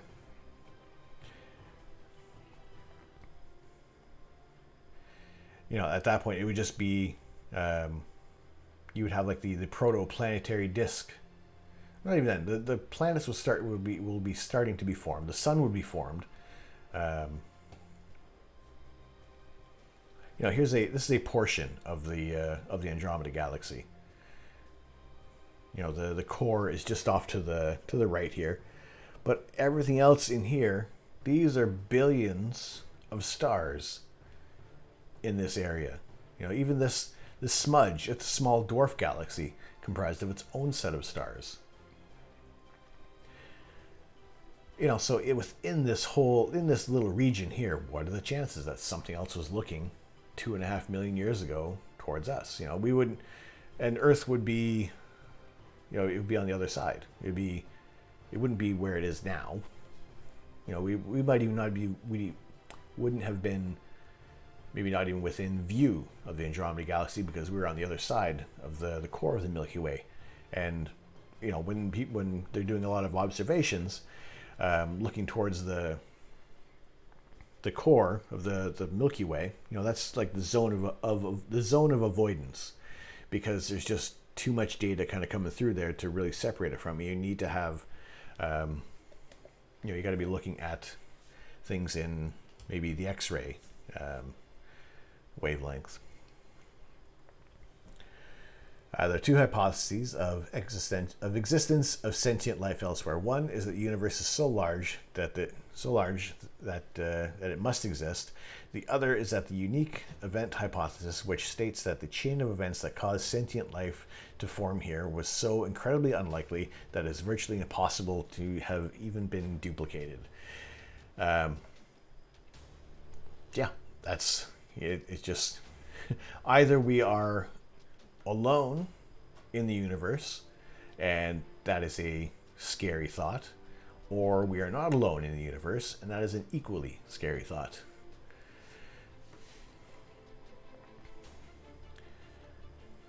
Maybe they have a telescope the size of the entire galaxy.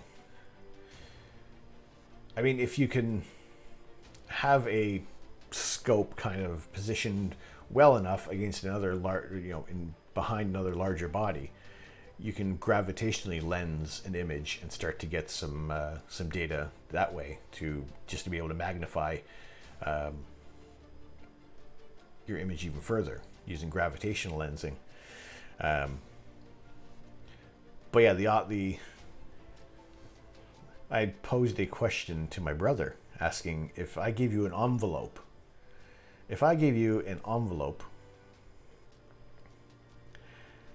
and in it unequivocally stated, yes, we are alone in the universe, or no, we are not alone in the universe, would you open it? Would you want to know?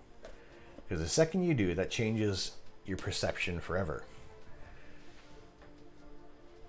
You know, that'd be an option there for a poll. Would you want to know if we are alone or not? Lux, you'd open it. Actually, can I do that? Can we do that right now? I mean, it wouldn't be an on-screen poll.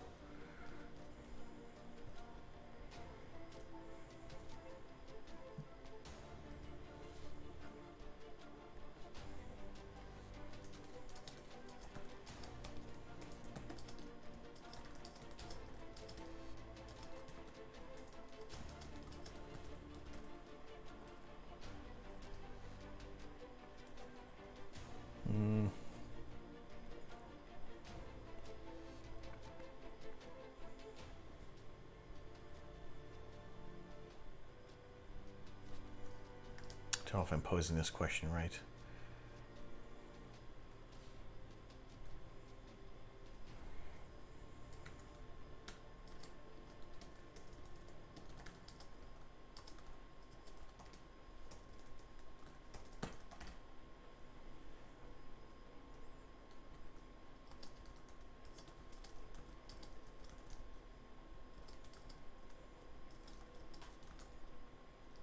Ah.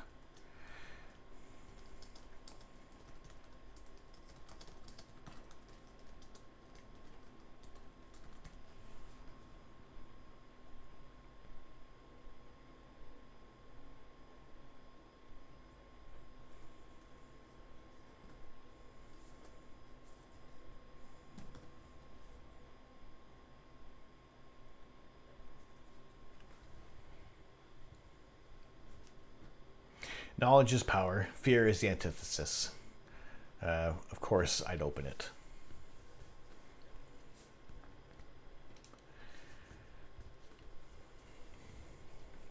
I agree. It would either be a... See, I don't know what would it be a relief to know that, yes, there is something else out there?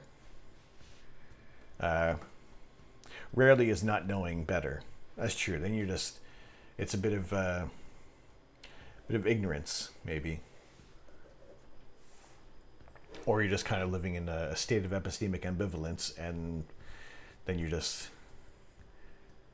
I guess you're not really growing so much as a person. You go on with your life normally. Either way, you'd be fine. And chosen ignorance irritates me. Yeah, a little bit too. I'd have to say, yeah, that can be tough. But that's why I'm always, I feel like I went back to university much later on after I graduated high school. And you know what? I think that I wouldn't say that I kind of shut myself off to learning. It was almost of that, the Alice Cooper song, school's out for summer, it's out forever. And, learning doesn't stop after you graduate school. And kind of going back to university for me kind of reignited wanting to learn more about as much as possible. So kind of, this reinvigorated that kind of lifelong learning that I want to continue on with. And I also want to foster. And if there's, would we want to, is there someone else out there that I may have encouraged to look a little deeper into things? Maybe not. But you know, I do appreciate those who want to be able to learn a little bit more, look deeper into things.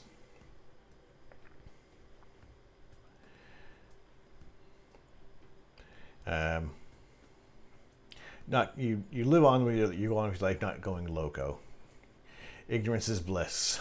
Billy Galaxy Art, how you doing?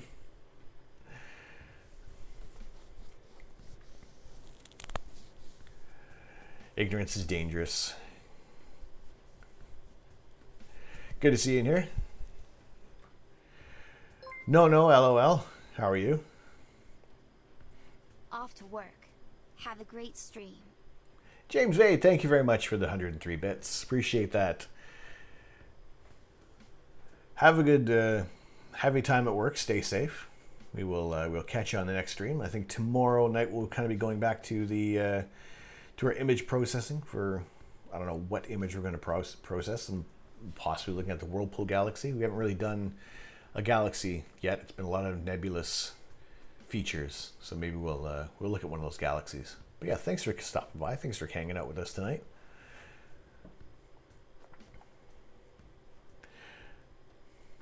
You're great getting a Nintendo Switch Lite.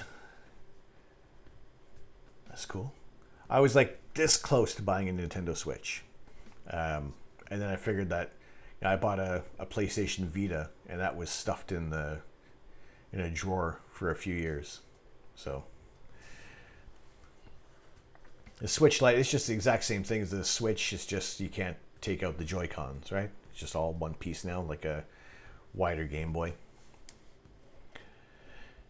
PlayStation Vita had a few good games. It did. I did like it. I was... what did I play more on there?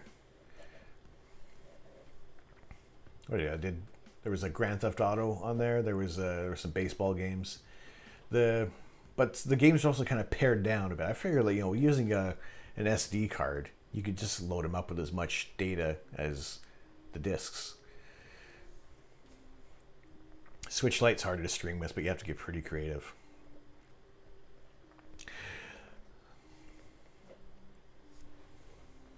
Lumines and Chameleon were the games I knew from Vita. Yeah, that was, I've had like demos of some of, not Chameleon, but Luminous. Thought that one was fun. What else I played? I didn't play. There was the Uncharted game was kind of cool. Be able to use all the different the touchpad on there, and I thought there was some interesting ways that they utilized the Vita, but it seemed to drop off real quick with everything. It just wasn't as well received. And I figured that was once that kind of sat in the drawer for so long, is that I figured that I ended up sticking with Xbox as well, because I was as close as I was to getting the Switch. I was like that much closer to going for a PS4 just to be able to play it on the Vita. But yeah, that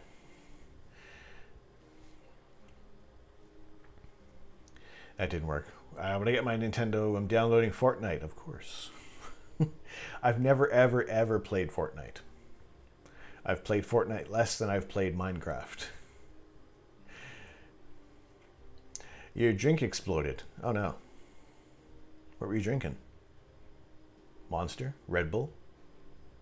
Nestle Quick? Pro Game Fixers 1. Pro Game Fixers, how you doing?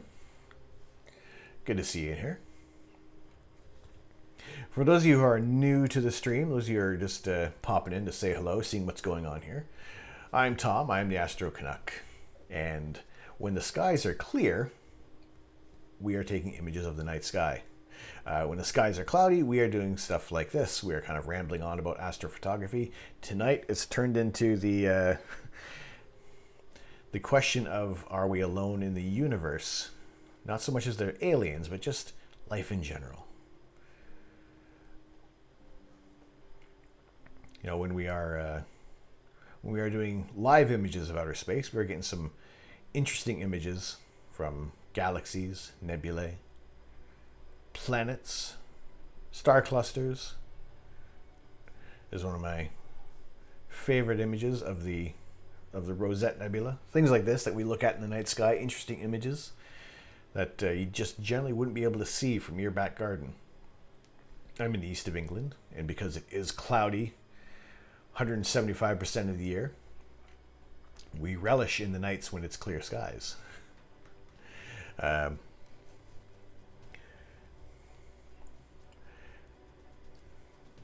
Oh no, and all over your laptop. Get that cleaned up.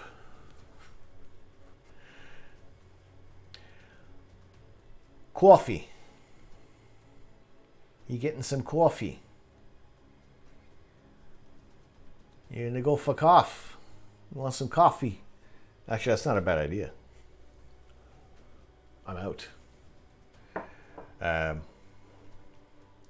You like it? Awesome. Can we actually see these stardust from telescope? Yes. Well, visually, no. Something like this, the Rosette Nebula, looking at it with through a telescope, generally you'll see the stars in that area, and maybe some kind of grayish, wispy clouds at best. It's the Rosette Nebula it's a large complex. It's far away. It's not as bright. You need a fairly large aperture telescope visually to see any kind of nebulosity. Our cameras that we use. This is a 16-minute exposure using an astronomy dedicated camera, a narrowband filter. So the colors that we're seeing are, true to, true colors that are coming through that are being picked up on the sensor of the camera. So no, it's not an artistic image. This is actually a photograph, not a photograph, an image of the Rosette Nebula that we take. So if you kind of look at things visually, like the Orion Nebula, you can see that with the naked eye. It's kind of a bright smudge of light underneath the 3 stars. But you look at that with a telescope, it's more like a very faint fuzzy.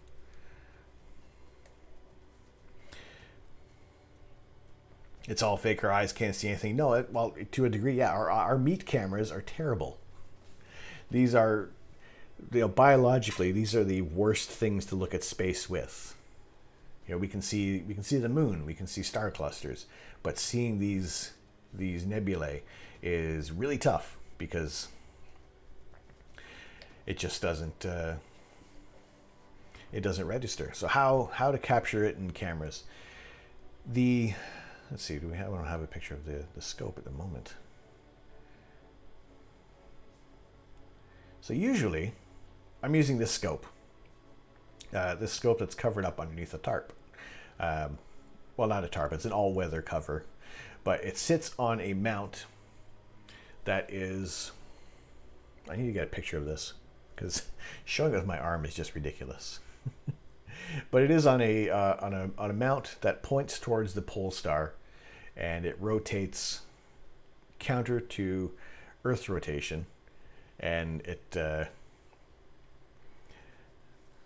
will slowly track the night sky and will take long exposures, long enough that you can get these details coming through.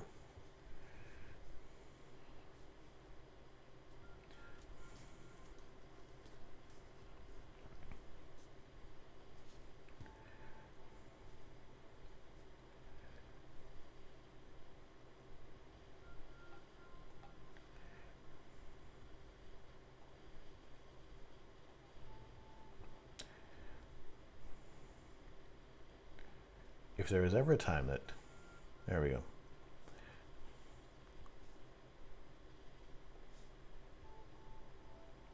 So yeah, this is the kind of the mount. I don't have that many counterweights, but this is the mount where this portion here is looking at Polaris, the North Star, and it rotates along that axis there, and the telescope sits on top of here, and that tracks the rotation of this big part here. That is your right ascension, and that's what tracks the night sky. Whereas the declination on here, where your telescope sits, generally stays a little more stable because that's what's following your stars or your pardon me, or your planets, depending on what you're looking at there. But something like that, this kind of mount allows you to take really long exposures of the night sky.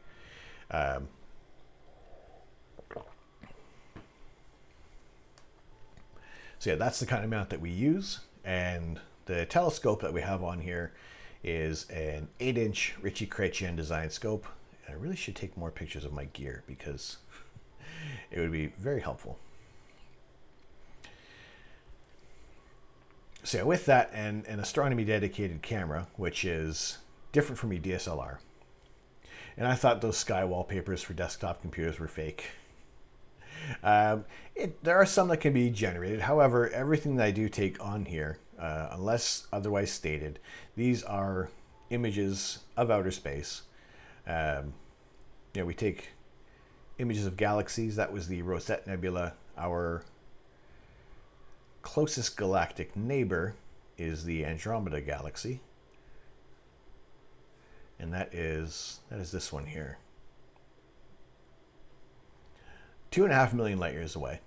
That's a 16-minute long exposure. So the sensor was recording data for 16 whole minutes.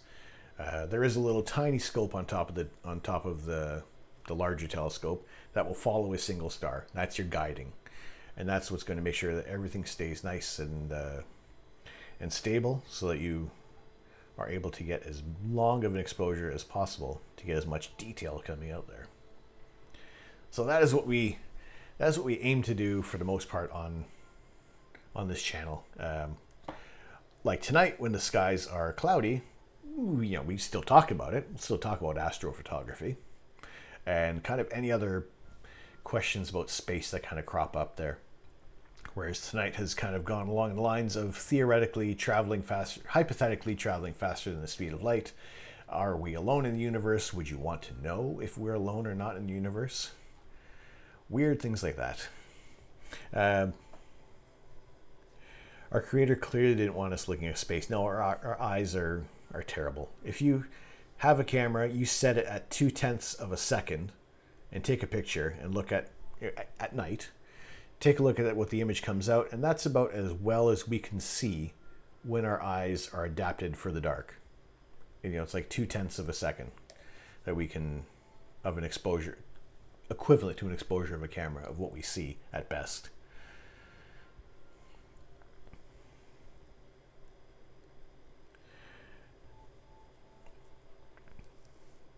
Looks fancy. Yes, it's one of the fanciest telescope mounts I've ever had, and worth every penny. You teach me more than school. I would hazard to say, if I'm doing that, if I'm more interesting than school, first, thank you for the compliment. I would say that I would hope that your teachers can be a little more a little more enthusiastic about things. I feel like I learn best when I know the person who is spitting out this information is passionate about it as well. You can kind of feel that excitement that kind of comes through there. And I try not to be, I don't want to be dry on here, Sometimes I'll look back on some of the VODs and think, ugh, the heck was I going on about? Just rambling on about nonsense. But for the most part, it can seem a little dry at times, or a little unremarkable. Whereas I'm going back right now as the occurrence of Jupiter and Saturn being close together. The conjunction of Jupiter and Saturn, where it was really big news for those in the astrophotography sector and astronomy in general, just to be able to see something like that. I think a lot of people who are kind of the fringe fans of astronomy, pardon me, maybe felt a little underwhelmed because it was essentially 2 points of light in the sky, depending on what kind of telescope was being used.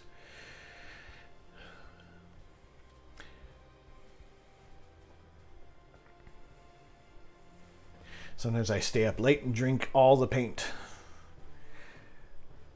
I read that comment a little too late. I'm sorry if that one fell flat.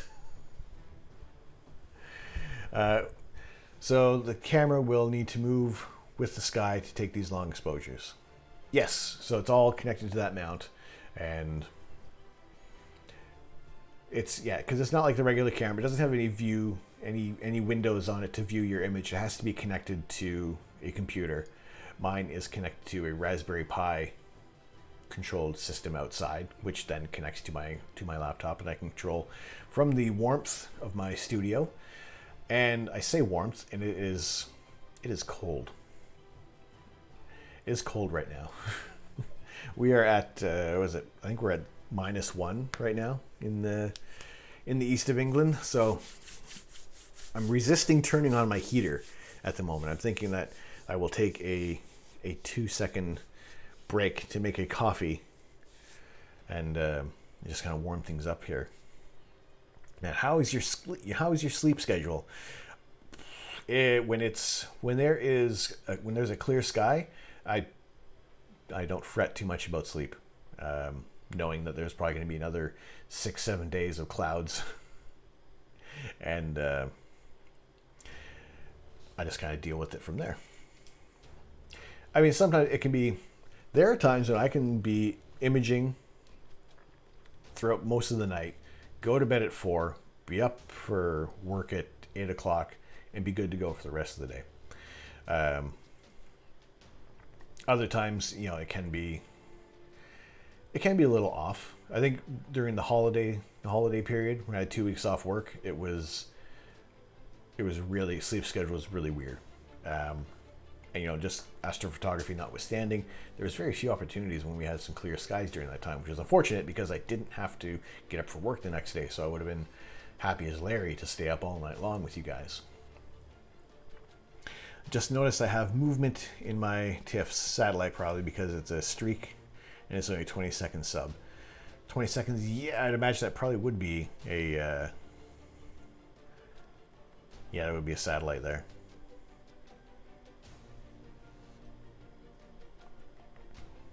Yeah, so if you like that, a straight, evenly lit streak is more than likely going to be a satellite. If you have like a kind of a point of light that kind of expands and then shrinks on both ends, better chance that that's a meteorite coming through. Meteor coming through, or it could be a satellite flare.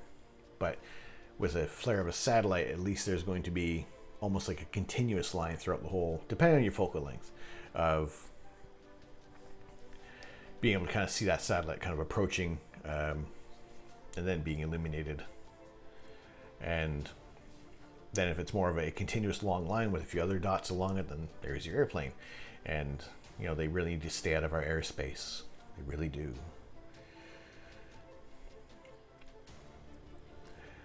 I tried to capture that comet near Ursa Major in July with my phone by taking long exposures. Did any of them come out? I mean, comets as well, they can be fairly dim. I think Neowise was the one that everybody was able to get. It wasn't along the lines of Hale-Bopp and Hyakutake in the late 90s. I think those are kind of like my more vivid memory of like the brightest comets that were the naked eye comets you could readily see even without a telescope.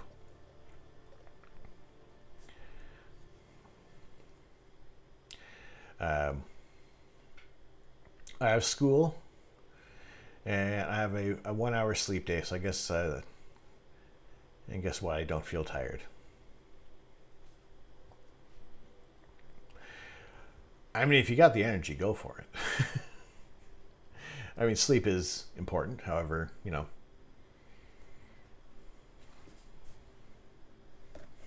I'm not your parents.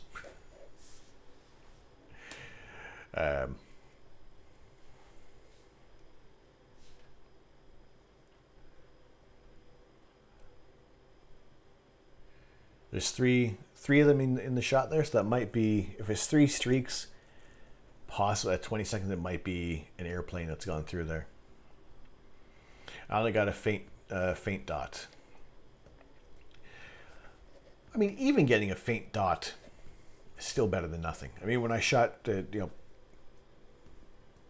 this image of the Andromeda Galaxy is by far my most favorite shot of this galaxy that I've imaged in the past 4 years. The first image I got of it, I had this camera that we're shooting with now on a tripod, took a 30-second exposure, and had this little faint smudge on the screen, and that was my first image of Andromeda, and I absolutely loved it. I thought it was fantastic. I had the Star Adventure a number of months later, and was aiming to get a better image of Andromeda, and that was okay. But really, once I got into guiding with the EQ6R Pro mount, that's when a lot more of the more interesting images of Andromeda started coming through. And like I've said before, after seeing it, you see it in magazines, you see other people shoot this target, and it looks cool, it's great. But as soon as it's one of those targets that you yourself have taken pictures of, like I said, even that faint smudgy one, I thought that was amazing. It's the effort that you've gone through yourself to capture these images. And there isn't really any bad astro images. If you're happy with it, if you think it's great, if it's a great starting off point for what you want to be doing, then that's fantastic. Shout it out. It's we all got to start somewhere. If you're getting into astrophotography, there's always going to be that first image that comes through, and whether or not you want to put that kind of money in for more expensive equipment right off the bat, if you know this is what you want to do, and go for it. If you just want to dip your toes in and start as cheap as possible, just kind of setting your mobile phone up on against a book or something, kind of angled up towards the sky, put a 5-second delay on the timer, set it in pro mode, 30 seconds, boom, there's your first astrophoto. It's a very wide field, but still.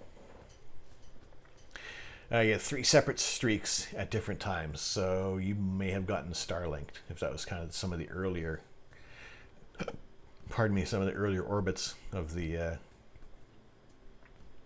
satellites there. So thanks, Elon.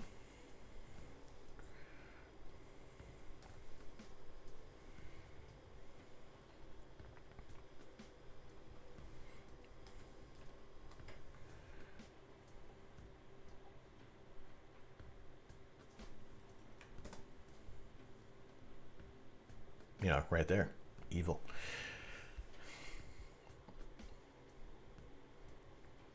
I shot the red dot Mars for my phone. I felt proud. Fantastic. I did shoot an image of Mars. I tried that before and did a process of it. I think it was absolutely terrible for what mine turned out to be. Although at the same time, I'm really happy that I did try to shoot Mars. Third rock. How you doing, dude? Clouded out, rained out, clouded out. It was potentially going to be clear, and that changed wildly to the exact opposite of clear. Like, it's foggy as well. It doesn't show up that well in the oops.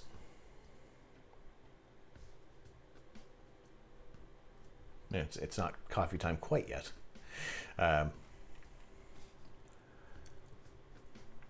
Yeah, but it's disappointing that it turned out like this. Rain killing me, migraine from hell. He's getting bombarded from all angles there.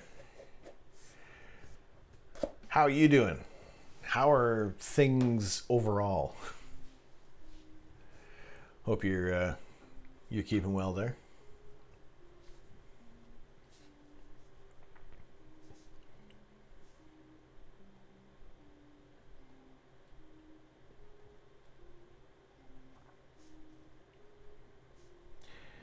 So I mean, I do have one of my first images of Andromeda. That was on the Instagram page. Let me find that there to show you guys exactly what I was excited about. And if you're looking at images that other people have taken, they look absolutely incredible. and you're like, oh, I only have this little crappy smudge on my phone. Like, no, that is not a crappy smudge on your phone. That is your early astrophoto, your foray into realizing how quickly you can drain your bank account on astrophotography gear.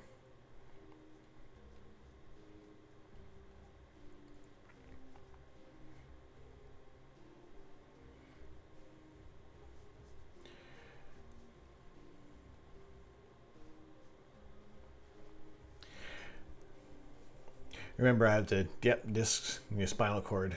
The rain and cold the last 3 months have been unbearable, taking their toll. I mean, hopefully the weather, everything is going to improve. You can, I don't know, just, I don't like seeing people in pain, dude. Hopefully everything will start to get better. Did spend a few hours on the phone with my local telescope shop. My 80mm still hasn't shipped.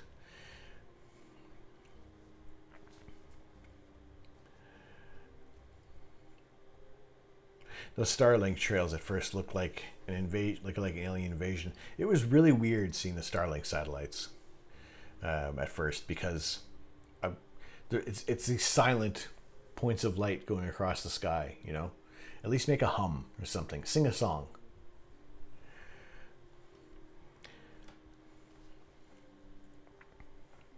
Now I'm wondering if we should just go to 102 millimeters instead.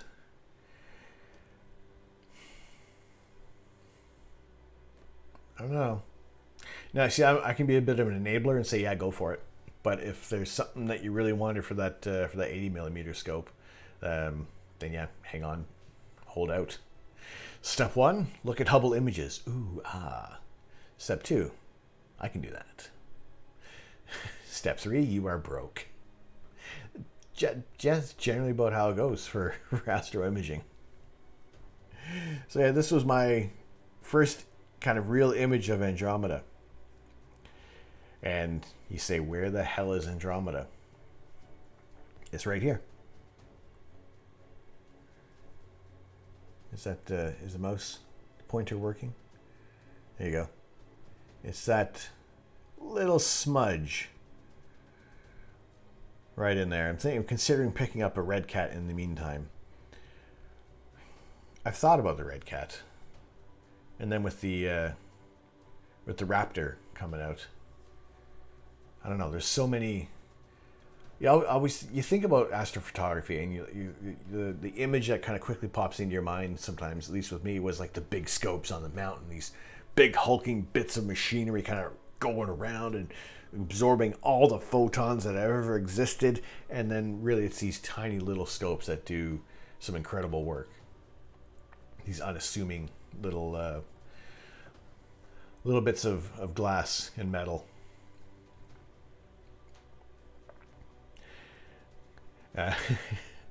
Last night was clear-ish. Could have got some in last night, but no scope. And that's got to feel even hard. It feel even worse.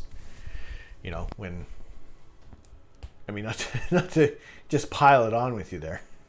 I don't mean it. But yeah, but knowing that opportunity could have been there, and you know, the gear is unavailable at the moment. So yeah, this little image of Andromeda, you know, it's this little smudge, but I knew that was in the shot, and that's a start. You know, to go from that,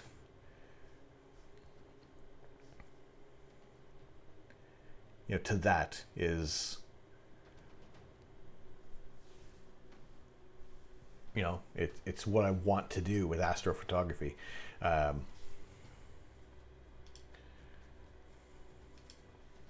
You know, so I want to be able to see it. So I want to be able to show you guys.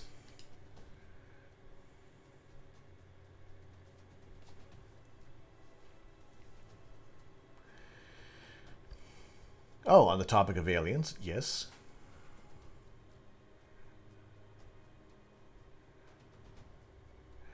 Link to one of your first. All right. And from those tiny telescopes, Galileo saw Jupiter's moons. Pardon me. Oumuamua. Is Oumuamua back in the news? Have I missed something about...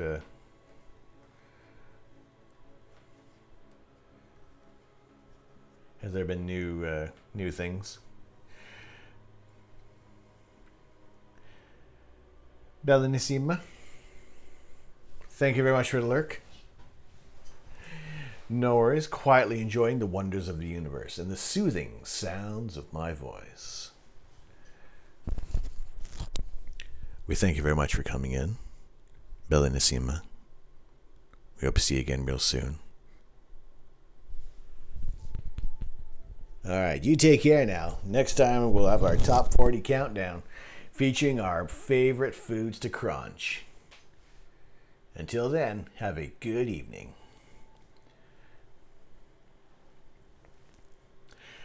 We need to raid Area 51. There's nothing in Area 51 anymore.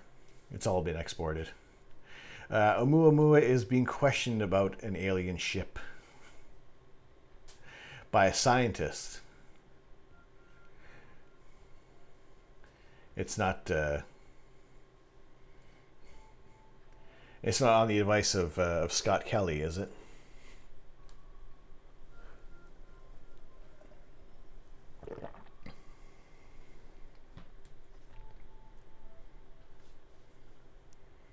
Why does Twitter open up in a totally different window?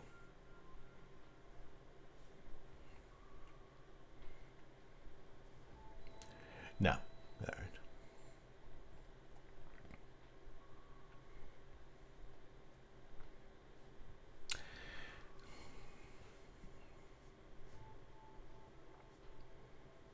All right, hang on. Give me a second here. Got to go to Twitter because I like how that image looks there. Tony Darnell was talking about it last night. Did they do another Space Junk podcast, or is that with him doing some deep astronomy? Was it on his YouTube, or was it on the Clear Skies Network?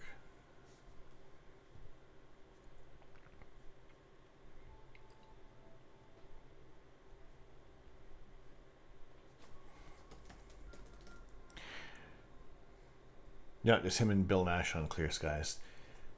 Do they save a lot of their VODs? Because I go to check on things afterwards because most of their stuff is on when I'm asleep. And then I go back to check on some things that people have been talking about, and the VODs are gone.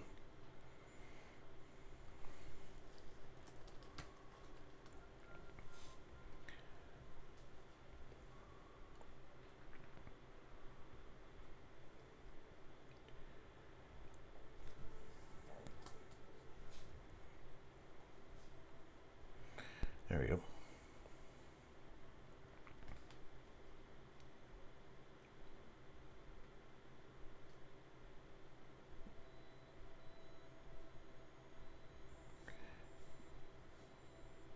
Wait. Sorry, my internet is ridiculously slow. Ooh woo, Kumi.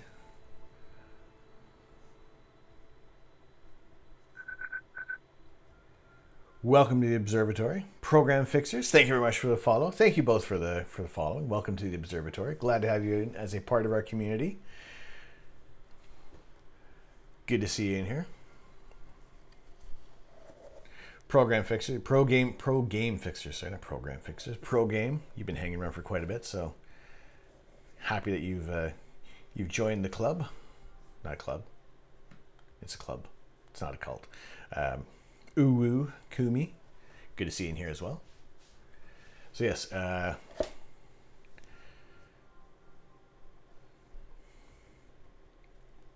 Twitter.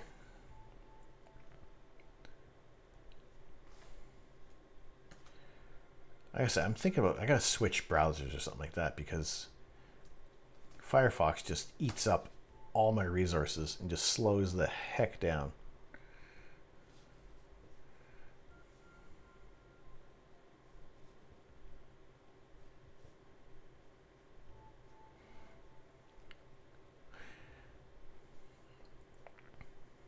is Oumuamua.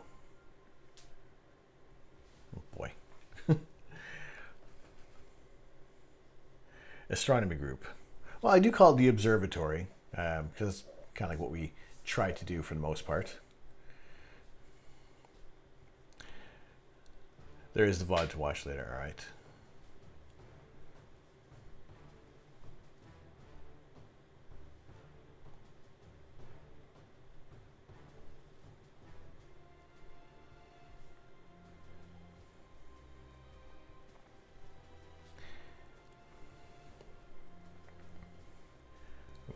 We'll have a gander at that.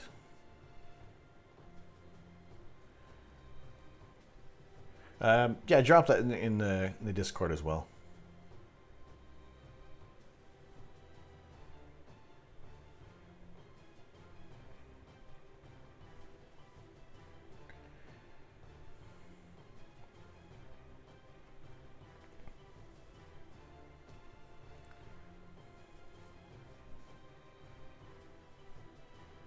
Right, I have to move over to this screen because Astrolux, there's your shot of Andromeda. With a smartphone, no less. My image, I use that DSLR. It's a much larger sensor. So yeah, take a look at something like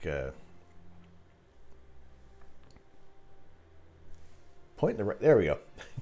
Getting that kind of shot there, that's with a smartphone is really, really good.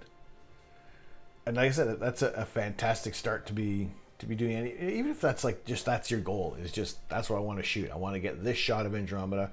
I'm happy with my phone. That's fantastic, you know.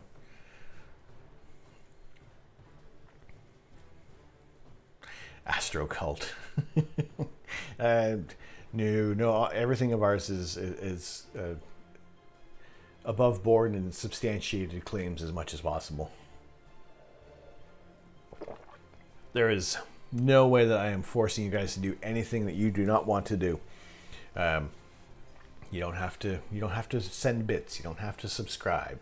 Just hanging out here is support enough.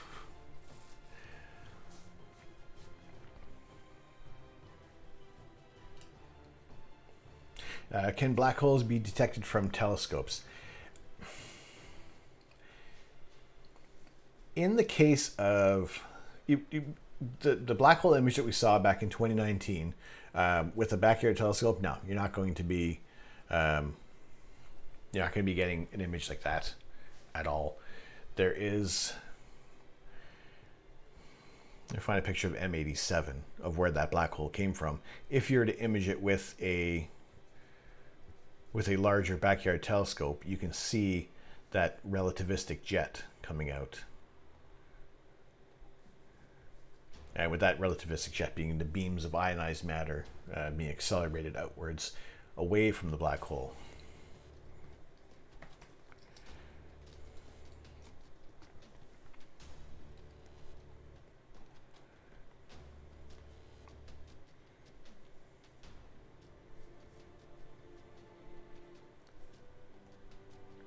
So if you're,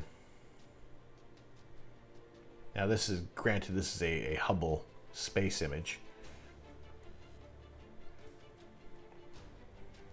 but with in the sense of an optical telescope,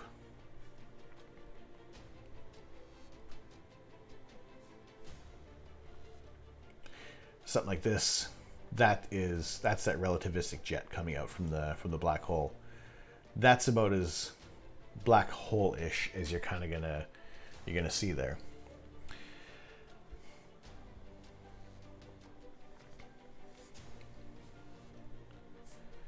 Yeah, so what Lux did there, when he's taking 30-second exposures, you're then going to stack them and align the images together. And you can do that with certain images in Photoshop. You can just do a bit of a visual alignment on things if we don't have a lot of images to stack up there. There's also a program called Deep Sky Stacker, which we do use on this to stack our images together, because that's how it will align. Photoshop will kind of align by pixels, and Deep Sky Stacker will align with the stars and any image rotation that may kind of come into view there. So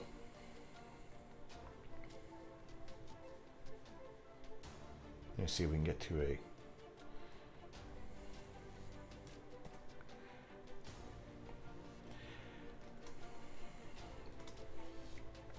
how many images do we need to stack up? I've used 3 before for an attempt, but generally it's not so much the number of images that images that you stack. It's more the integration time that you want to be able to have as much time on a target as possible. So what I will do is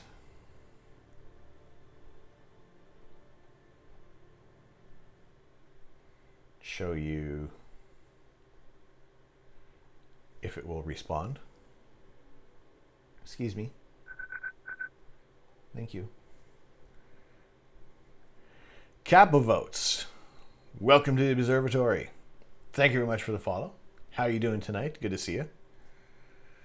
Appreciate you stopping in, dropping a follow to the channel. So to give you a quick rundown of what goes into an astrophoto, we'll do a little more processing tomorrow night, and we can kind of show you how an image. This is a little farther along the editing process at the moment, but we use the Heart Nebula as an example. As when you are doing astro images, you want to be able to build up. You're going to take short exposures. I usually do about 5-minute long exposures, and then you stack them all up together, and you can start to see a lot of the details come through from your image. But then once you start editing them, you can start to bring out more details. And that is just kind of doing some layer adjustments. And this is like a really quick run through of just basically exposing the different layers of what work has been done. Where you can, gradually build things up to be able to create a more vibrant, a little more interesting image of the object you're looking at. This is about 2.5 hours on this target, and they were, I want to say they were 4 or 5 minute exposures, probably 5 minutes, and this was just taken in one evening. Usually for some targets you're going to take a lot longer to get more integration time, and that's just maybe because you have obstacles. Maybe you have trees or annoying neighbors who have their house in the way, or maybe you just on the area that you're in geographically, you don't have the target available in the night sky as long. Maybe it's lower on the horizon. For me, at least, the Heart Nebula and its companion, the Soul Nebula, are very high in the sky for many weeks out of the year. So it's a target that's very easily accessible, and I can get a lot of time on it. Also, yes, the noise with a digital camera. I don't mean to out the image, but there is, looking at in the corner, so there is that graininess to the image, and that's just the natural noise that's going to come from a digital image.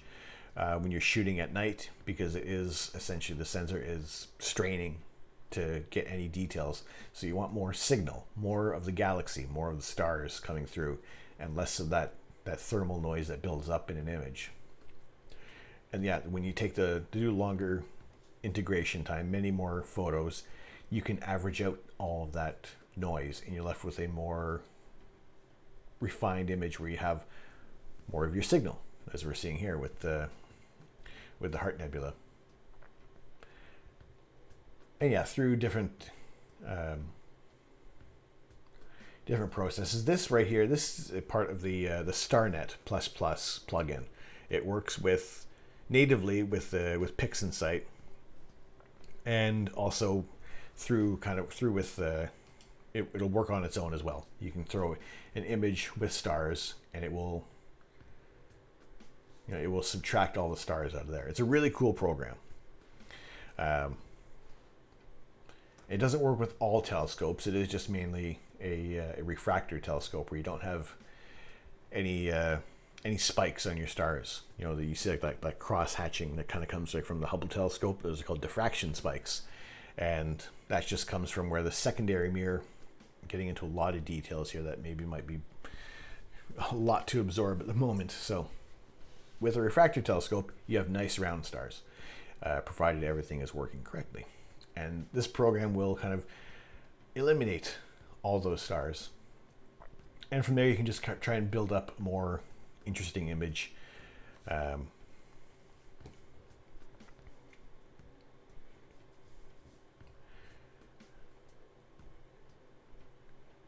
then just through some layer adjustments, boosting the colors,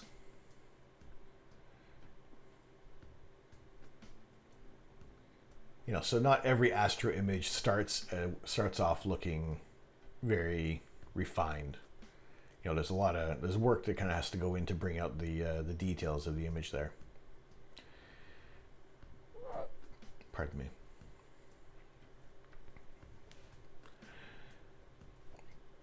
So to kind of give you a rough idea of how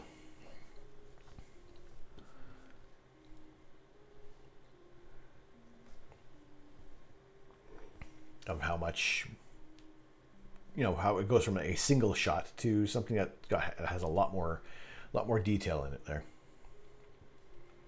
So we have kind of we have done the entire, like the larger complex of the Heart Nebula. We have imaged the Fishhead Nebula. Like I said, that was that image earlier on that we were looking at that was up close.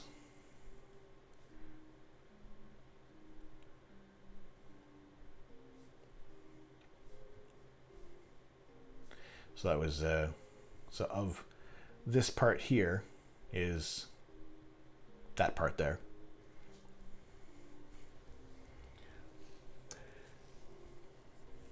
So yeah, just to be able to refine your image, make it more pleasing to look at, because sometimes these images that we get, I mean, lucky with this area, this is a nice bright nebula, whereas other times they don't turn out as well.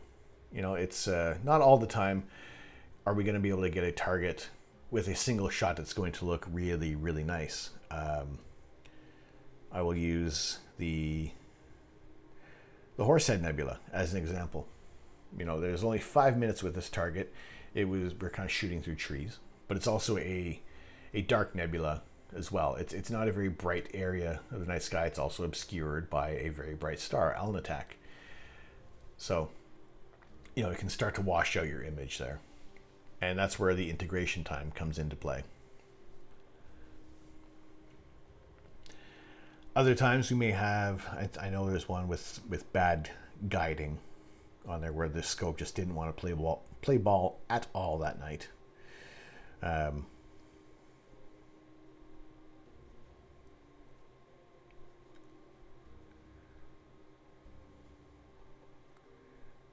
is it? Okay, this isn't the best example. However, the stars aren't round in this. This was a 33-minute exposure. That's aside from the point here. It's just that you can see that these stars, they're not round. It's like a bunch of olives in the night sky. That's not what you want in your image there, because it's not going to produce a clear shot there. That's just that's me pushing my equipment farther than it really had the capability of working that night. There's all sorts of little things, little gremlins that can kind of pop up in your imaging session there that can cause headaches. You know, and you basically got to deal with them and just kind of learn from that afterwards. This was the Triangulum Galaxy M33, another one of our nearest galactic neighbors. Again, about 2.5 million light years away, much closer to the Andromeda Galaxy. The two of them are about 750,000 light years apart, and the three of us are all gravitationally bound.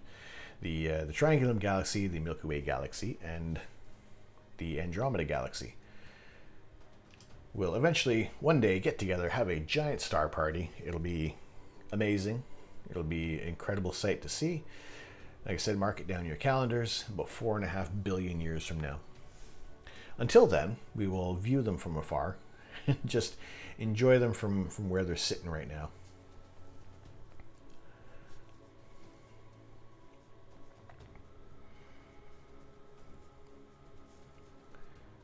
Yeah, I think what I'm going to do is I'm going to take a very, very quick break, maybe 2 minutes, get another coffee, have a quick comfort break, which is a polite way of saying I'm going to have a pee.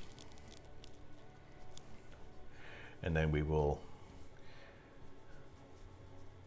be back with a little more astrophotography yammering, a little more astronomy, and maybe eventually I'll get around to putting together this heart emote, or at least talk about it a little more, and then I can work on it off stream, because, you know, looking at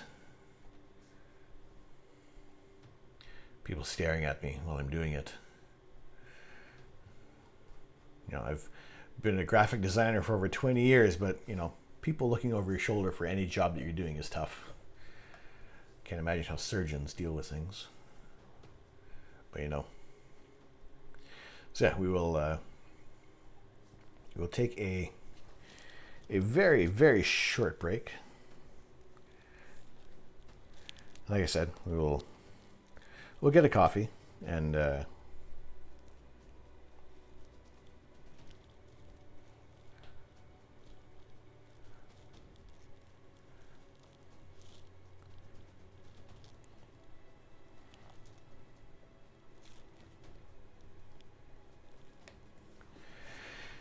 warm up a little bit, and yeah, just kind of see where the stream goes.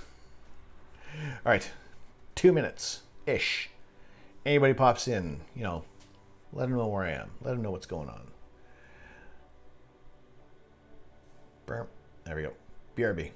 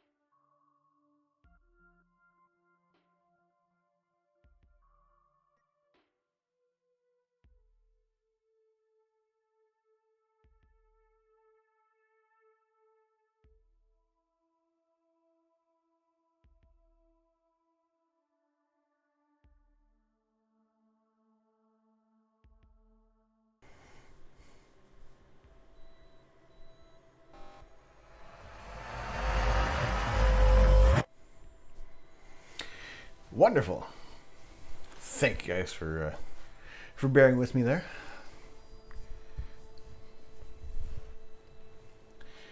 Feeling much better now. But yes, thank you guys for sticking around. Those who are new, I am Tom. I am the Astro Canuck, and I am sharing live images of outer space whenever the skies are clear here in the east of England. And tonight is not one of those nights. We're kind of doing our bit of an astronomy, astrophotography hangout. And just generally tonight is kind of steered towards the topic of whether or not we are alone in the universe. If you could unequivocally know yes or no, would you want to know? Would you want to have that knowledge? Would that change the way you kind of live your everyday life? Would it impact you that much? You know, is it one of those forms of life that could even reach us? You know, is it just knowing that something else is out there? Is that enough? Or not, or knowing that nothing else is out there? You know, would that change perspectives? I gotta say, I really couldn't say. I think there would be two feelings. If we were truly alone in the universe and there was nothing else of any form of intelligence like us, or even like above us, you know, it's kind of a lonely existence that we are here on this little rock orbiting this tiny star and just observing everything else that's out there, and no one else gets to enjoy it. I guess in a way that's how I feel about visual astronomy. And I just noticed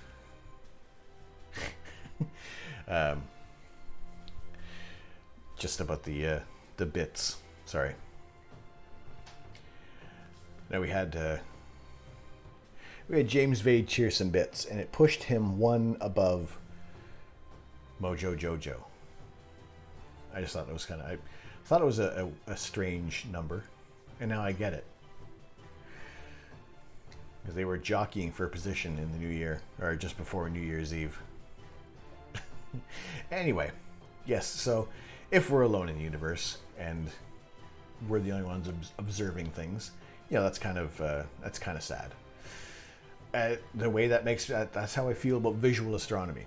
It's not so much that I feel sad about visual astronomy, it's that I want to be able to share it with others. I want more people to see what I am looking at, what I'm finding amazing about the cosmos. You know, so when I first looked at the moon, and through a larger telescope than I had as a kid, you know, it was a tremendous sight to see the moon this close in this much detail. I just took a picture of it because I didn't want that moment to end. I wanted more people to see what I saw through that scope. And that's what ultimately led me down the line of doing more astrophotography, is that I want to be able to share these images with you guys as much as possible. So, you know, it's, I guess in that way, I do want there to be others out there in the universe that are sharing these views.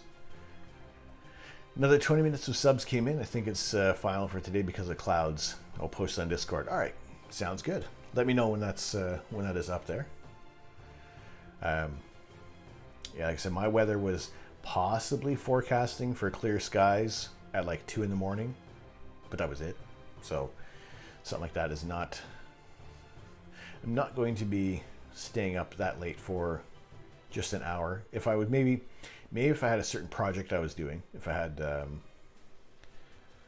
if there was a certain target I was looking at that was kind of going to be up around that hour, then generally you might want to stay up for to get a little bit more data, to depending on how much there is. Eventually you have to almost like double up on the data to see any more significance, unless you're doing maybe a luminance layer, where if you're just shooting in hydrogen alpha. Because when we are shooting astro images, those who may not be familiar with how the visible spectrum works in terms of astrophotography, Let me just adjust that there. So there is the electromagnetic spectrum. Gamma rays, X-rays, ultraviolet, Roy G. Biv, infrared, microwaves, radar waves, radio waves. And everything that we see here, everything that we image is in this little area, this little range of the visible spectrum, where we see, this is all like all the light combined. Infrared and ultraviolet isn't that great for astrophotos. It's going to muck up your stars. It's going to bloat them. It's going to cause extra interference that you just don't want. Even shooting from 360 nanometers to 710, 720 nanometers in that full broad spectrum, you're still not going to get a great image of the night sky. There's all sorts of pollution in between and all around there. Generally, with the images that we're taking, with this filter that I have, it's shooting this area of just this little thin band near the red end of the spectrum. Also, down in this end of the near the blue end, and everything else in between is cut out. None of that passes into the camera. So the bits of nebulosity which kind of fall in the 650 nanometer range for hydrogen alpha, that's like that main wavelength that we want to capture in most of the targets of the emission nebulae, like the Heart Nebula that we were just looking at, the Orion Nebula, and just any other areas of the night sky where there is like stellar formation. If there is a reflection nebula, where it is the clouds of interstellar gas and dust that are just being illuminated by a nearby star, those aren't going to be picked up that well or at all with this filter. You want a more broadband area, which is going to pick up, it's going to get a wider area of that 500 nanometer range, and a wider area of between the 600 and 700 nanometers. Still in between, you're going to get a lot of city lights. So there's other filters that are going to cut off that end of the spectrum, so you just don't have unwanted data coming through on your camera there.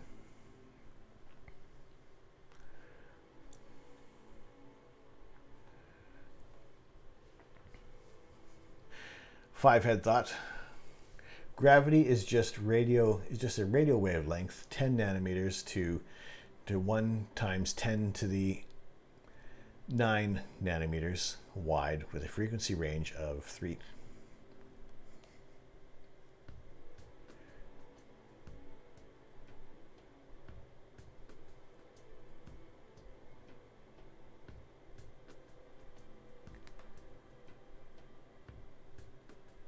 It's 11 o'clock. Do I know where my brain cells are?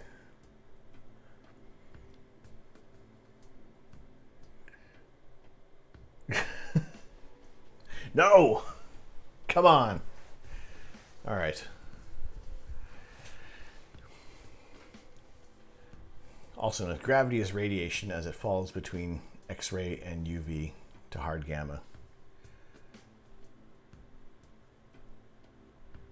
That's what I said, five-head thought. Yes, that is definitely give me time with that one there. In fact, I gotta copy that.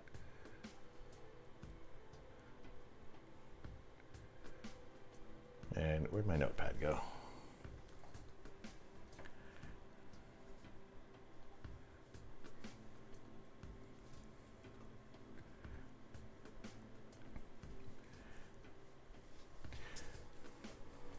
All right. I have that note saved because I want to look over that in more detail without going like this. Too much, because when my face makes this face, people say, stop making that face.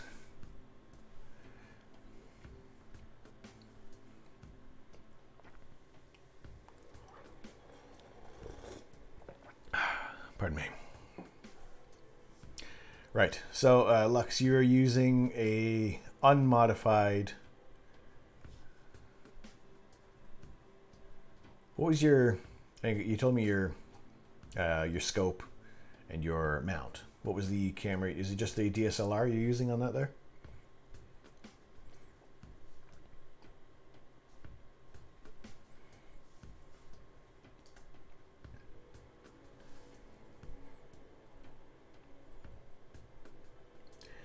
Okay, so that's how much time you have on there now. Is that's just under an hour? You got about 40 minutes or so?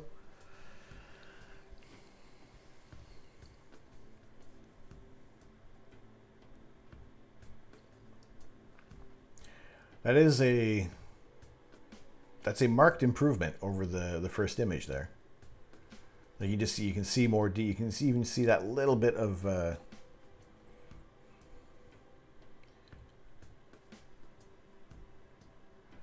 little more detail, a little more separation in the Horsehead Nebula. So it's not just this that black blob of Horsehead in there.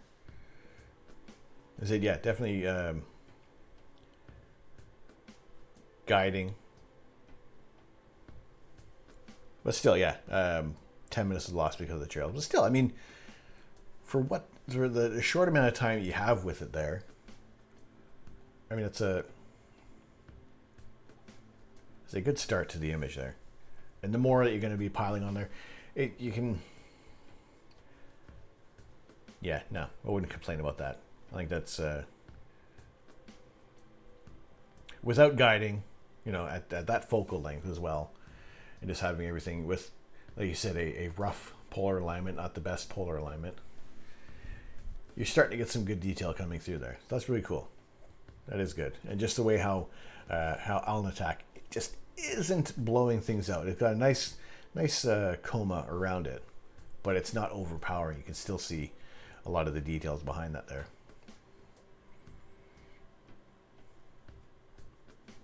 So yeah, lovely. I like it.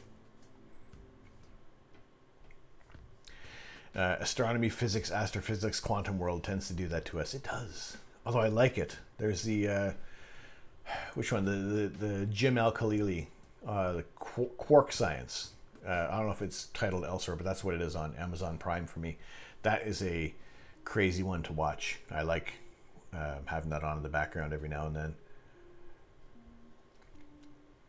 And just how they kind of went on about why we have night and day, which I thought was an interesting concept that I never really thought of before, and how fortunate we are to have a nighttime.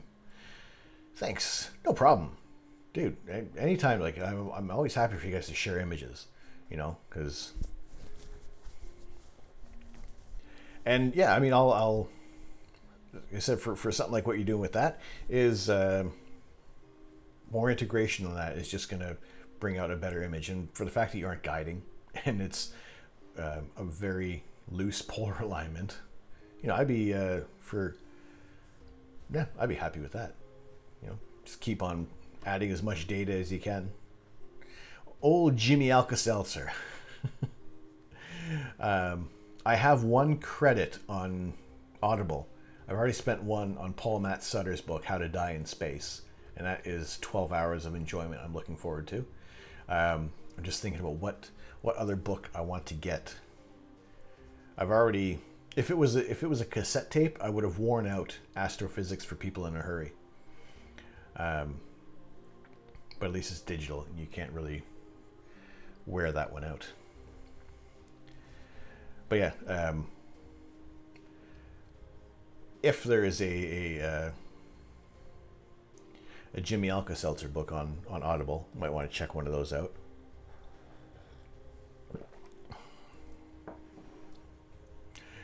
OMG, today's A-Pod.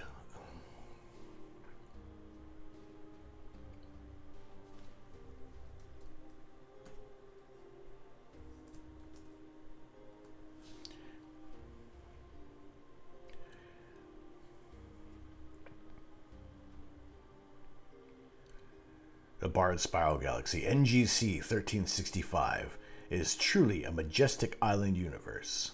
some 200,000 light years across, located a mere 60 million light years away, toward the chemical constellation Fornax.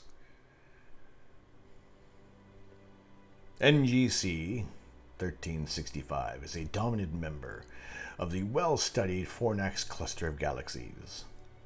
This impressively sharp color image shows the intense reddish star forming near the ends of the central bar and along the spiral arms, with details of the obscuring dust lanes cutting across the galaxy's bright core. NGC 1365, did we image that?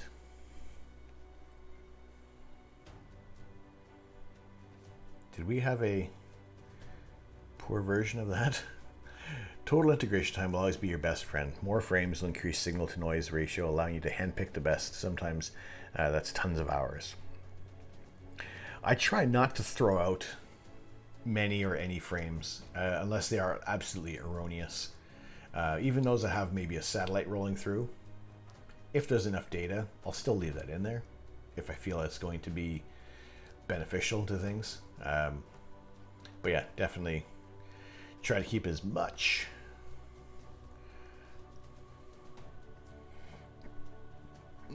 data as possible. All right, NGC 1365. Oh, I don't have the ASI air turned on. That would be... Actually, hang on, let's see. I would have taken a screenshot.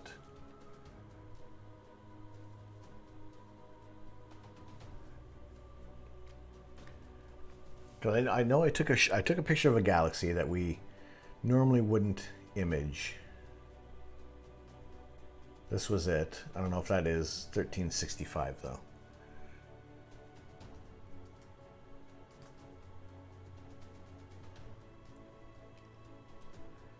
I don't think so.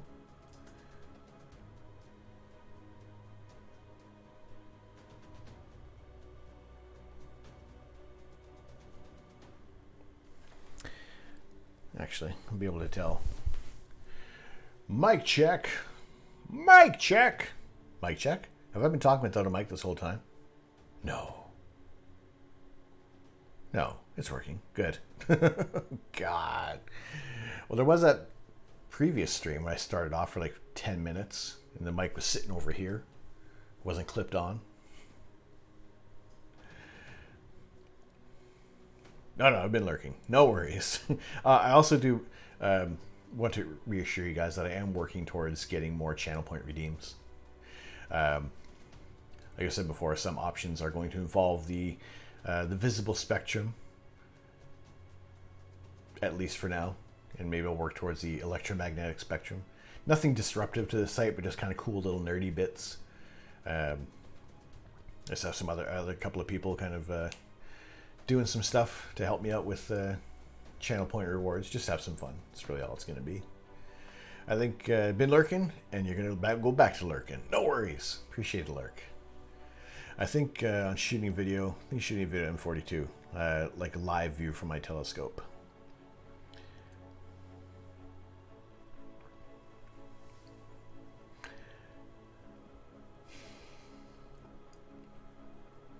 That would probably be a better bet for any nebula to shoot, to try and image there. I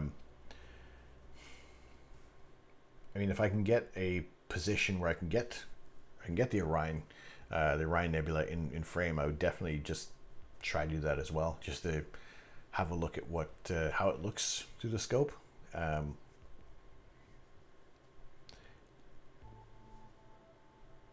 Yeah, let me know how that goes.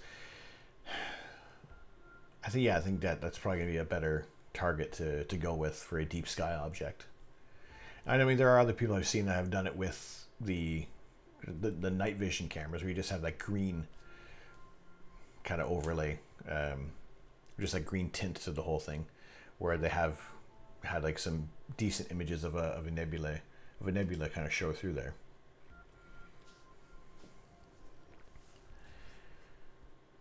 But I was gonna check for that galaxy. Did we shoot that? It doesn't look like it, because that one is NGC 1365, right? because I know I shot a galaxy.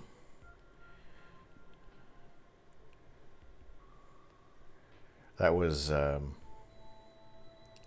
less, no, 100% we did not.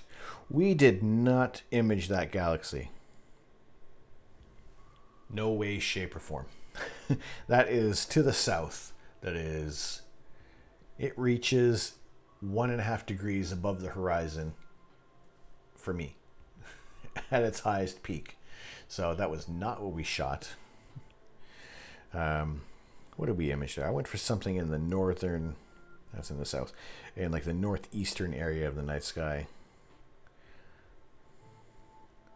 That was, I think it was NGC 2043 or 2403, sorry. Yeah, something different there. And I'm also going to right now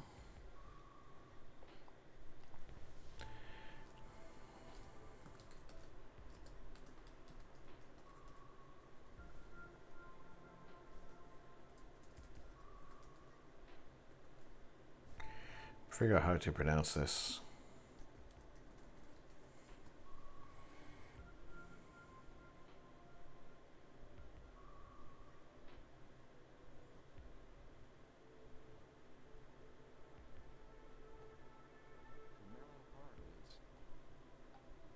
Camelopardalis. Camelopardalis. Camelopardalis. Camelopardalis. Camelopardalis. Yep. Sounds better than how I was pronouncing it, and I will always pronounce it Camelopardalis for now. This video shows you how to pronounce Camelopardalis. That was a galaxy we shot in that area of the night sky in Camelopardalis. And if you heard the way I pronounced it, you can just check out that VOD and you can laugh at that later. Night vision on a budget is astrophotography. I saw some night goggles that go for up to $10,000. Yeah, a little expensive.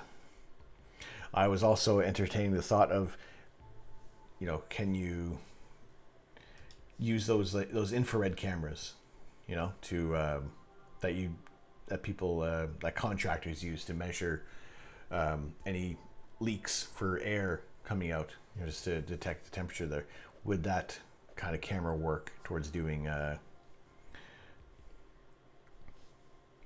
any kind of infrared astronomy from the ground, or would there be issues?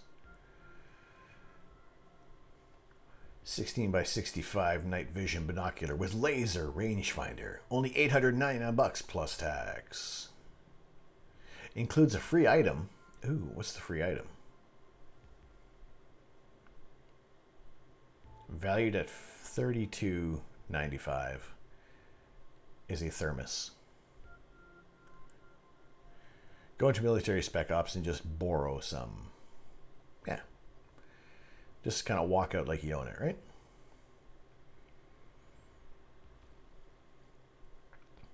$500.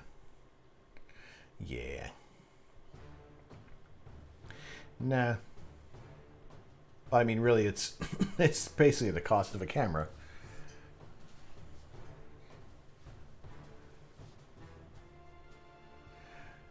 You know, at the same time, it does add a different element. I wouldn't say that that is on my list of things to kind of get to add to the channel. However, I would not rule it out completely. You know, I think it would be interesting to kind of see. I've seen some people do it on. I've seen like on Instagram, people posted some quick videos.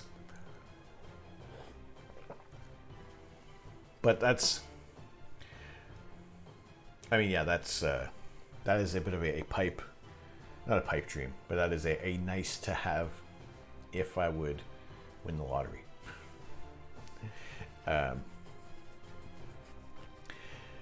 You know, as there are other goals that I would like to fulfill with the Astro imaging gear, and just to try and make it capable of having more options throughout the night, and something like doing a filter wheel on there and having a few different filters would, you know, it would kind of open up the options of what we're imaging there. You know, so say if we are on an emission nebula, and then close to it is another reflection nebula, we'd want to change that filter, and instead of going out there and switching it out and, you know, changing the focus, we can at least you know, we have a filter wheel to change that. We can have an automatic focuser to do that there. Okay, well that's better. That's more within our budget.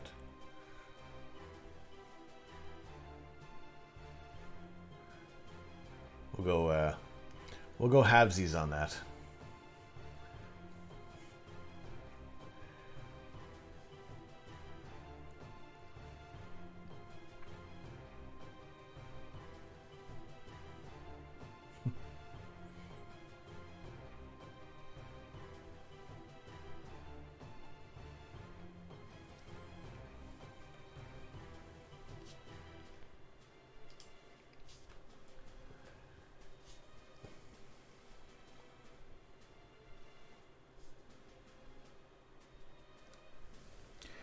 Right, so quickly jumping back to the Heart Nebula. Turn that layer off, and Photoshop is really eating up a lot of resources, so I'm probably gonna have to even shut it down.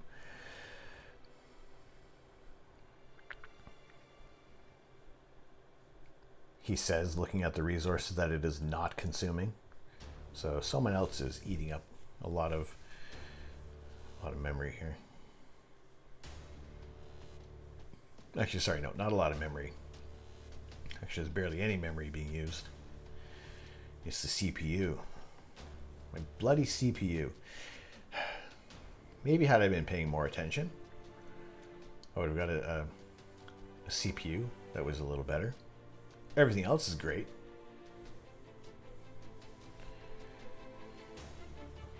But yeah, the CPU seems to struggle the most out of everything here.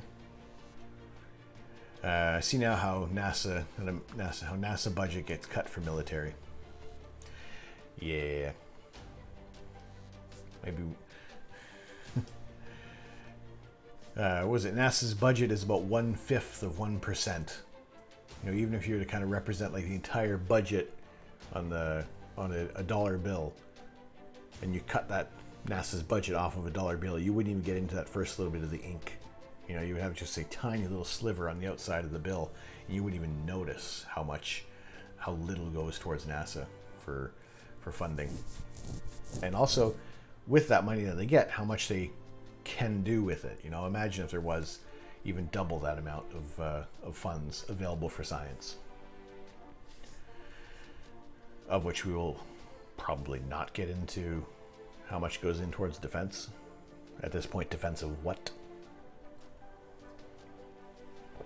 But that is a different topic for a different stream, for maybe even a different streamer. We are looking out there. We are keeping our heads above the clouds as much as possible here. So yeah, the heart emote that I want to use for the site once we kind of get that next. Sorry. If we are to reach that next level of subscribers, is to have the fifth and final emote slot will be used for a heart. I see so many other people have heart emotes on there, and they're all really, really well done. Without so much of a real bias. I do like how Econ Greg has used Pluto for his heart emote. I think that was really clever. And if he hadn't have done that, I would have nicked that right away and just thrown that in my emote section. But I think it's almost appropriate to try and get the Heart Nebula in there somehow, and in a way that it still looks like a heart, and it still looks like the Heart Nebula, and also getting rid of the penis on the bottom of this. So just the Heart Nebula, not the dick, not the Fishhead Nebula.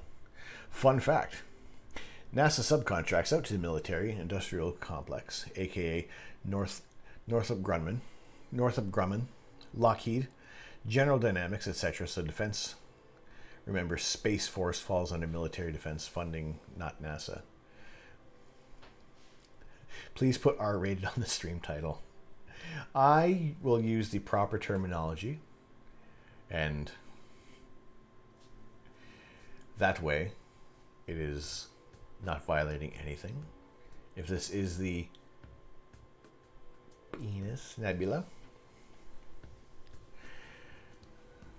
then, you know, maybe other people have gotten notifications on Instagram for lewd content.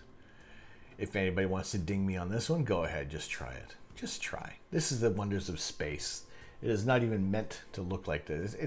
It's how it looks. I'm not altering anything whatsoever.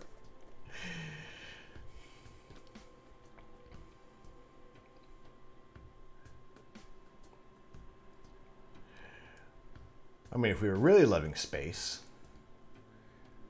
if we thought space was really exciting, I would turn it like this. However, my wife said the same thing the first time she saw the Heart Nebula. It's just how human minds work. Yes. Yes, it is. It's a head, most definitely. Yes. Yeah, well, let's turn down the excitement. There we go. Calm down. Calm down. Easy. Not the first, and it won't be the last to think this. Nope. Nope. Other people are going to see the Heart Nebula for the first time. And depending on its orientation. I mean, it took me all of like half a second to be like, hey, that's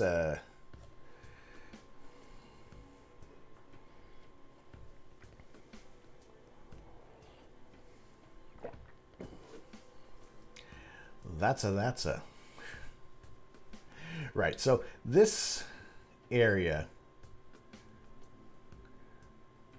I might slightly if I kind of get rid of the Fishhead Nebula part, at least it kind of comes down to a point. It will be in the shape of a heart. If I accentuate it a little more, maybe I'm gonna have to add a little bit here. Maybe, we'll see. But yeah, just to create that heart shape. So sharing the love across any other channels. When am I going to shoot the soul? This Heart Nebula had come when I was... This Heart Nebula image arrived in my telescope when this image of the Heart Nebula was shot... I can't. This image of the Heart Nebula was photographed. I'm going to use the word photographed for this this tie-in. Was photographed with the smaller refractor before I got the new big scope that I'm playing with right now. At this point, the heart and soul are... Where are they? I think they might even still be within reach.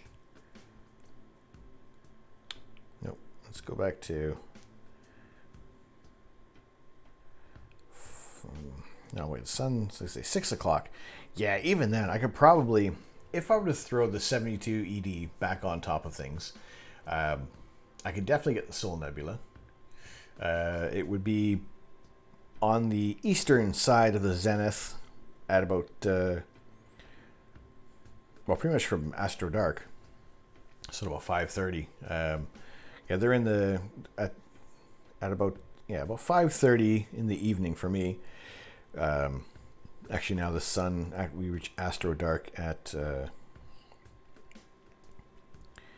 6 o'clock now, because winter solstice and all.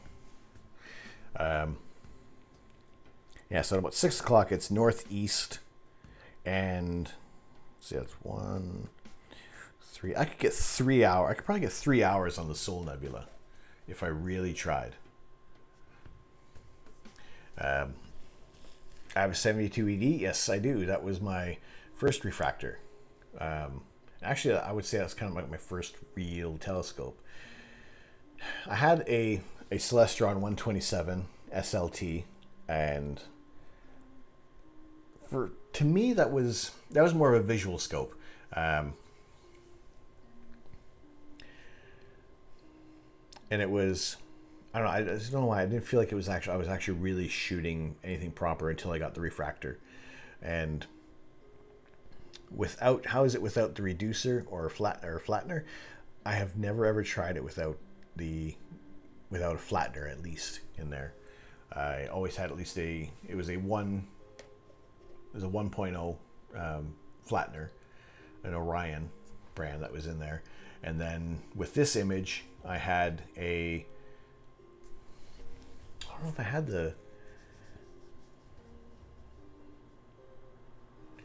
I have to check. Hang on a second here. Put the refractor on piggyback. That would be the easiest solution there, because I wouldn't have to do a lot of movement. I'd just have to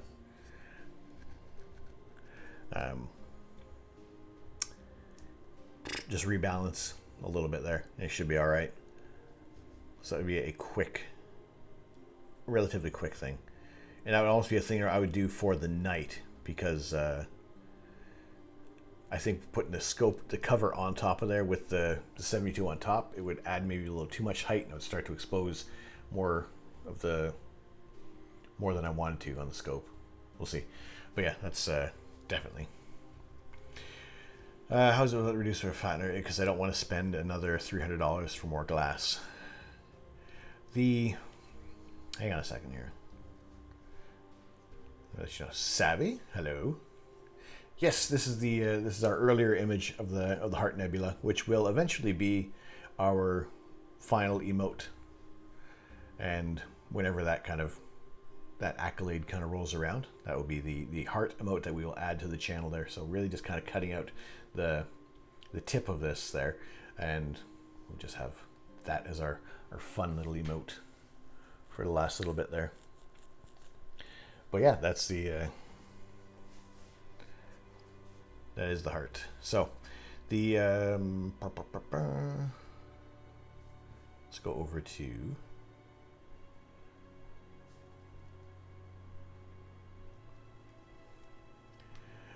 piggyback the 72 ED, the 72, and piggy a DSLR on top of the 72. So you have deep field, wide field, and ultra wide field. Ultimate astrophotography. Sounds good. In the meantime, when we have cloudy skies, this is astronomy on hard mode.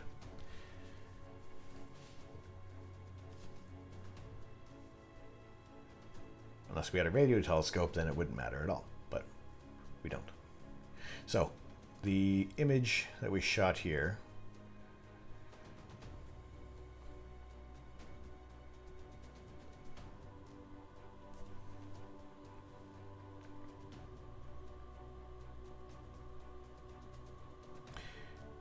excuse me, hello, Cassiopeia.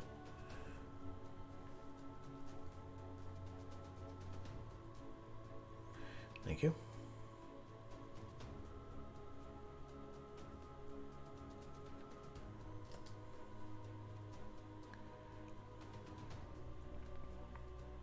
Right, so 72 ED, not a Barlow, other way.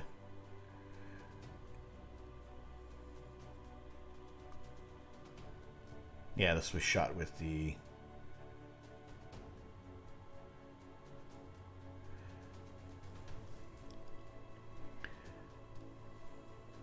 I did crop it in. It was probably about, I measured it here. It wasn't well centered when I shot it, but this is with a 0.6 reducer. And I think I paid an extra there's about an extra 120 pounds for that 0.6 reducer. And yeah, I don't regret using those funds at all for that one there, because it works with the refractor, and it's also tied onto the RC8 scope outside right now, and that works a treat. So yeah, I mean, that works. I kind of lucked out with the two scopes that I'm using with the camera and everything. Everybody's happy with the way how the images are coming through there. So we'll say that it is worth the money to do a 0.6 reducer. I think for the way how the difference between a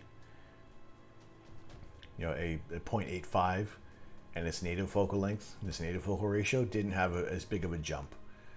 So I think using that 0.6 reducer fit a lot of the targets, some of the larger nebula targets, a lot nicer in there. I mean, like that Soul Nebula, even if I was to shoot it at, if I was to shoot at the native focal length at 420 some odd millimeters, I'd lose a little bit of that, of the kind of the top and bottom there. Whereas, you drop the focal length almost in half, reduce the focal ratio, and you just need to get the whole Soul Nebula in there. So I'll probably do that if we have a night where I know it's going to be, everything is going to be nice and clear for the whole night, and I can at least faff about in the early afternoon to get the 72 ED on there, and yeah, just hopefully that all runs smooth, and just have to rebalance it a little bit, but that won't be too much of a problem there. I think the only thing that would come down to it is if we have a high dew point, because I do not have a dew heater yet for the 72 ED. I figured that was just going to kind of come a little later on. Meet anyone new. Oh, what do you do? Me? I do astronomy and astrophotography. So what does my birth say about my future? How's my sign going today? Astrology is fun. Okay, here we go again. Blocked. Yeah, as far as astrology and astrophotography and astronomy go, I do catch a lot of people who still will default to saying astrology, and with no kind of disrespect on their end, where they're saying the wrong thing, is with astronomy being the science and astrology being the none of the science. At one point, they were one and the same, because there were these stories that were going to be made up about the stars in the sky when nobody had any form of telescope whatsoever, and you were just relying on the stars positioning to tell you when it was time to go hunt, when it was time to start packing up and retreat into any caves or to a safer area, knowing when the herds were going to be migrating and where the best place was to survive for the winter. So there was these stories that were going to be made up, and obviously once we got a greater understanding of things, there were still those stories that still hold today, and then there's the science that is telling us exactly what it is we're looking at. But those stories are still held on to things, and there's always going to be that link of astronomy and astrology. But yeah, whereas as far as astrology goes, there is no scientific merit to it anymore. But it's still a part that it's still something that kind of crops up there, and I try not to fault anybody immediately for any it's just having the wrong terminology being used, and I'll try to politely correct them, and if it's a one-off thing, then I'll just ignore it, let it slide for now, and then I'll just kind of discreetly, as I'm describing astronomy to them, what nebula is that? Hello, Mother. How you doing, Ma? Good to see you in here. This is the Soul Nebula.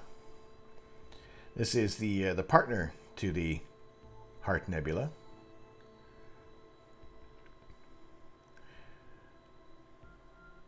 Of which the Heart Nebula will be the target of our latest emote.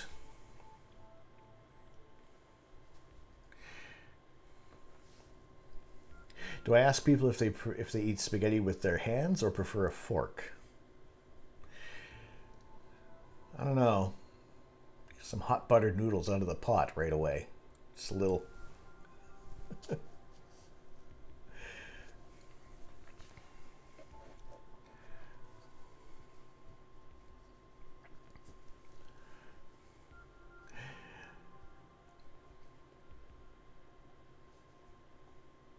So yeah, the Heart Nebula, which we had imaged before, this will be the object of our affection for our new emote at some point. There's no rush on that. It will, when it eventually comes, we'll get that last one designed. But I just kind of want to get it sorted out sooner than later, just so it's ready to go. I mean, the last you distracted me with cheese tortellini. How is that? Although, you know, I would be jealous if I didn't have Chinese food for dinner. You know, but cheese tortellini does sound good.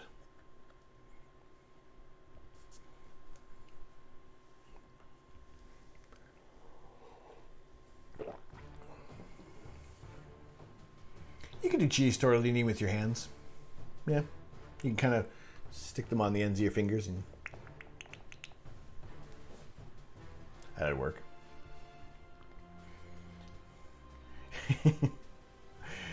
Well, there you go, Lux. Now you'll know that my mother uses a fork when she eats her tortellini. She is more an astronomer than an astrologer.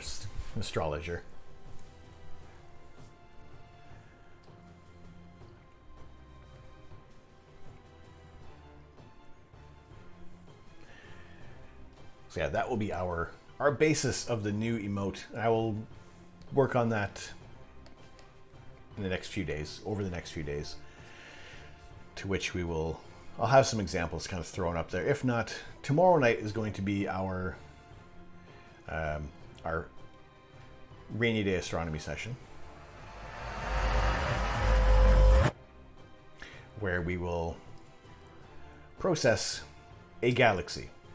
Which galaxy? I'm not sure yet. It's either going to be the Pinwheel or the Whirlpool, or now the challenge, I'm thinking, just off on a little tangent here, what we did for the Christmas Tree Nebula ended up being a bit of a challenge because it was only 3 exposures, and there were 2 10 minutes and a 5-minute exposure. It wasn't meant to be a stacked image, however we gave it our best shot. It turned out not too bad. I think it was all right, enough to be used as the as kind of like my Christmas card, as it were.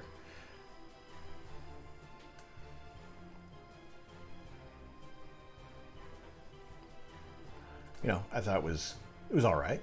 You know, for 25 minutes worth of data, that was never meant to be a stacked image.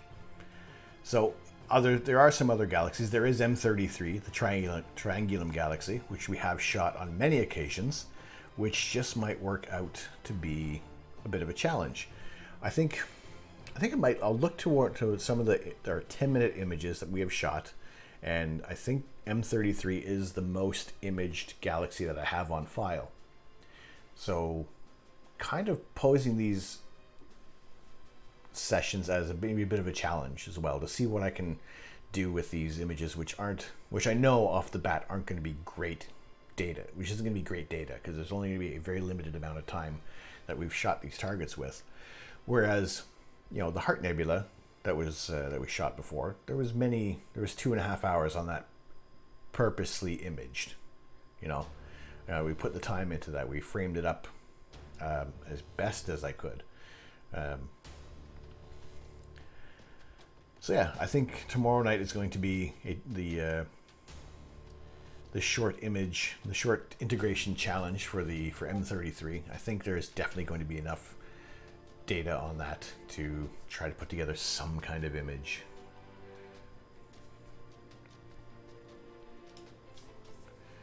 So that'll be tomorrow night's session.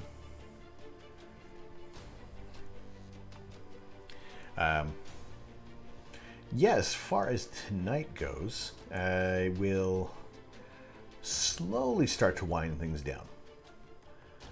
But I will finish off with what I feel is, it's not so much that it's a message or anything like that, but it's something that has popped into my head, at least over what's kind of gone on in, let's say, even just the past year.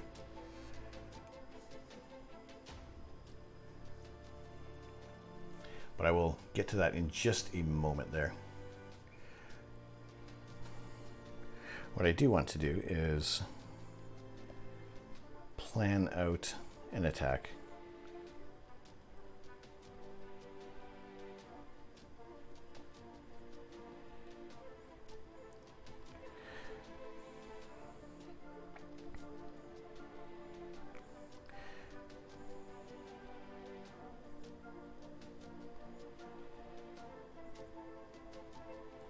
Right.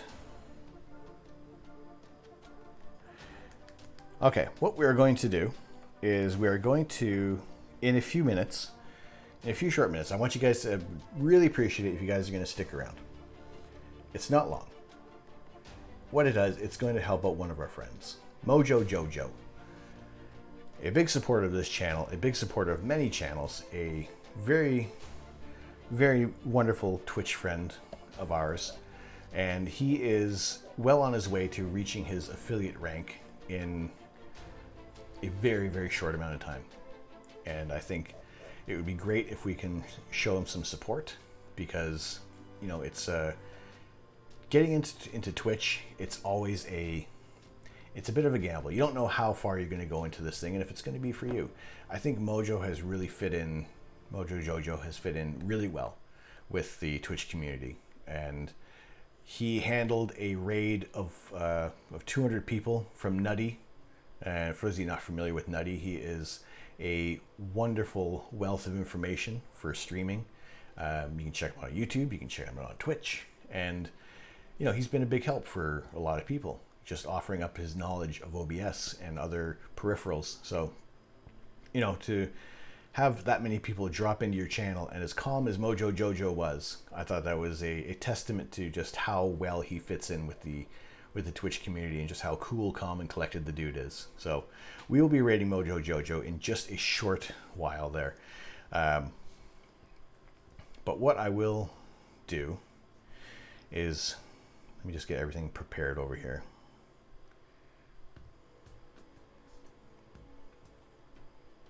Is we will be wrapping up very, very shortly. I want to thank you guys for tuning in so much. New followers to the channel, new followers, new members of the observatory. Appreciate you guys joining in immensely. Our anonymous tip of our anonymous donation of £20 for sharing the knowledge and just loving the friendly stream and learning a lot from me. That means so much.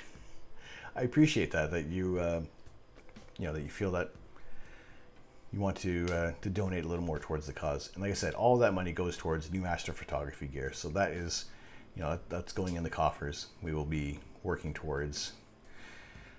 The next goal will most likely be maybe even just a new hydrogen alpha filter, something to get some interesting views of the night sky, but we'll see how that goes there. James Vade, appreciate the bits being donated.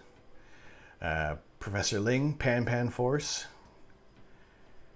Rando32, Uwu Kumi, Pro Game Fixers, Kappa Votes, all the new members of the observatory. I appreciate you guys so much.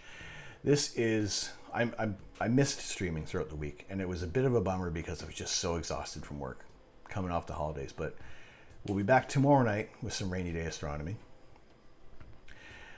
And I will say my good evenings, but then we'll also finish off with one more little bit here. Let me prepare the raid.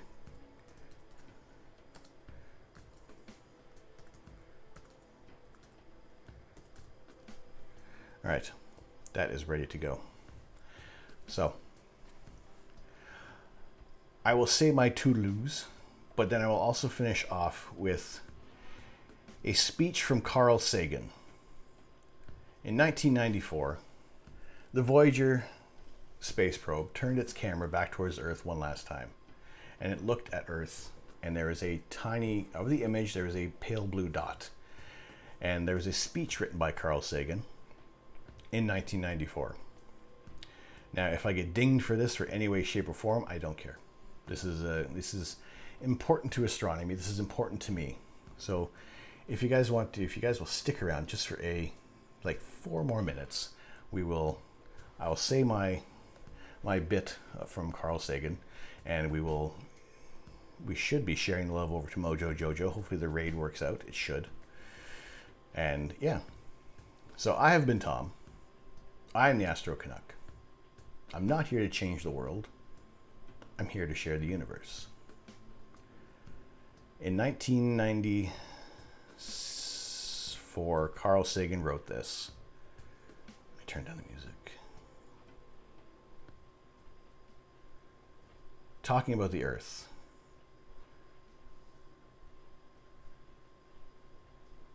Actually, I should have a picture of the Earth. This would be much more dramatic. But anyway.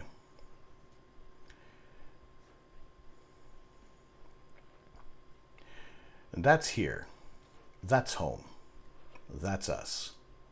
On it, everyone you love, everyone you know, everyone you have ever heard of, every human being who ever was, lived out their lives. The aggregate of our joy and suffering, thousands of confident religions, ideologies, and economic doctrines, every hunter and forager, every hero and coward, every creator and destroyer of civilization, every king and peasant, every young couple in love, every mother and father, hopeful child, inventor and explorer, every teacher of morals, every corrupt politician, every superstar, every supreme leader, every saint and sinner in the history of our species lived there on a mote of dust, suspended in a sunbeam. The Earth is a very small stage in a vast cosmic arena. Think of the rivers of blood spilled by all those generals and emperors so that in glory and triumph they could become a momentary masters of a fraction of a dot. Think of the endless cruelties visited by the inhabitants of one corner of this pixel on the scarcely distinguishable inhabitants of some other corner. How frequent their misunderstandings, how eager they are to kill one another, how fervent their hatreds. Our posturings, our imagined self-importance, the delusion that we have some privileged position in the universe are challenged by this point of pale light. Our planet is a lonely speck in the great enveloping cosmic dark. In our obscurity, in all this vastness, there is no hint that help will come from elsewhere to save us from ourselves. The Earth is the only world known so far to harbor life. There is nowhere else, at least in the near future, to which our species could migrate. Visit? Yes. Settle? Not yet. Like it or not, for the moment, the Earth is where we make our stand. It has been said that astronomy is a humbling and character-building experience. There is perhaps no better demonstration of the folly of human conceits than this distant image of our tiny world. To me, it underscores our responsibility to deal more kindly with one another and to preserve and cherish the pale blue dot, the only home we've ever known.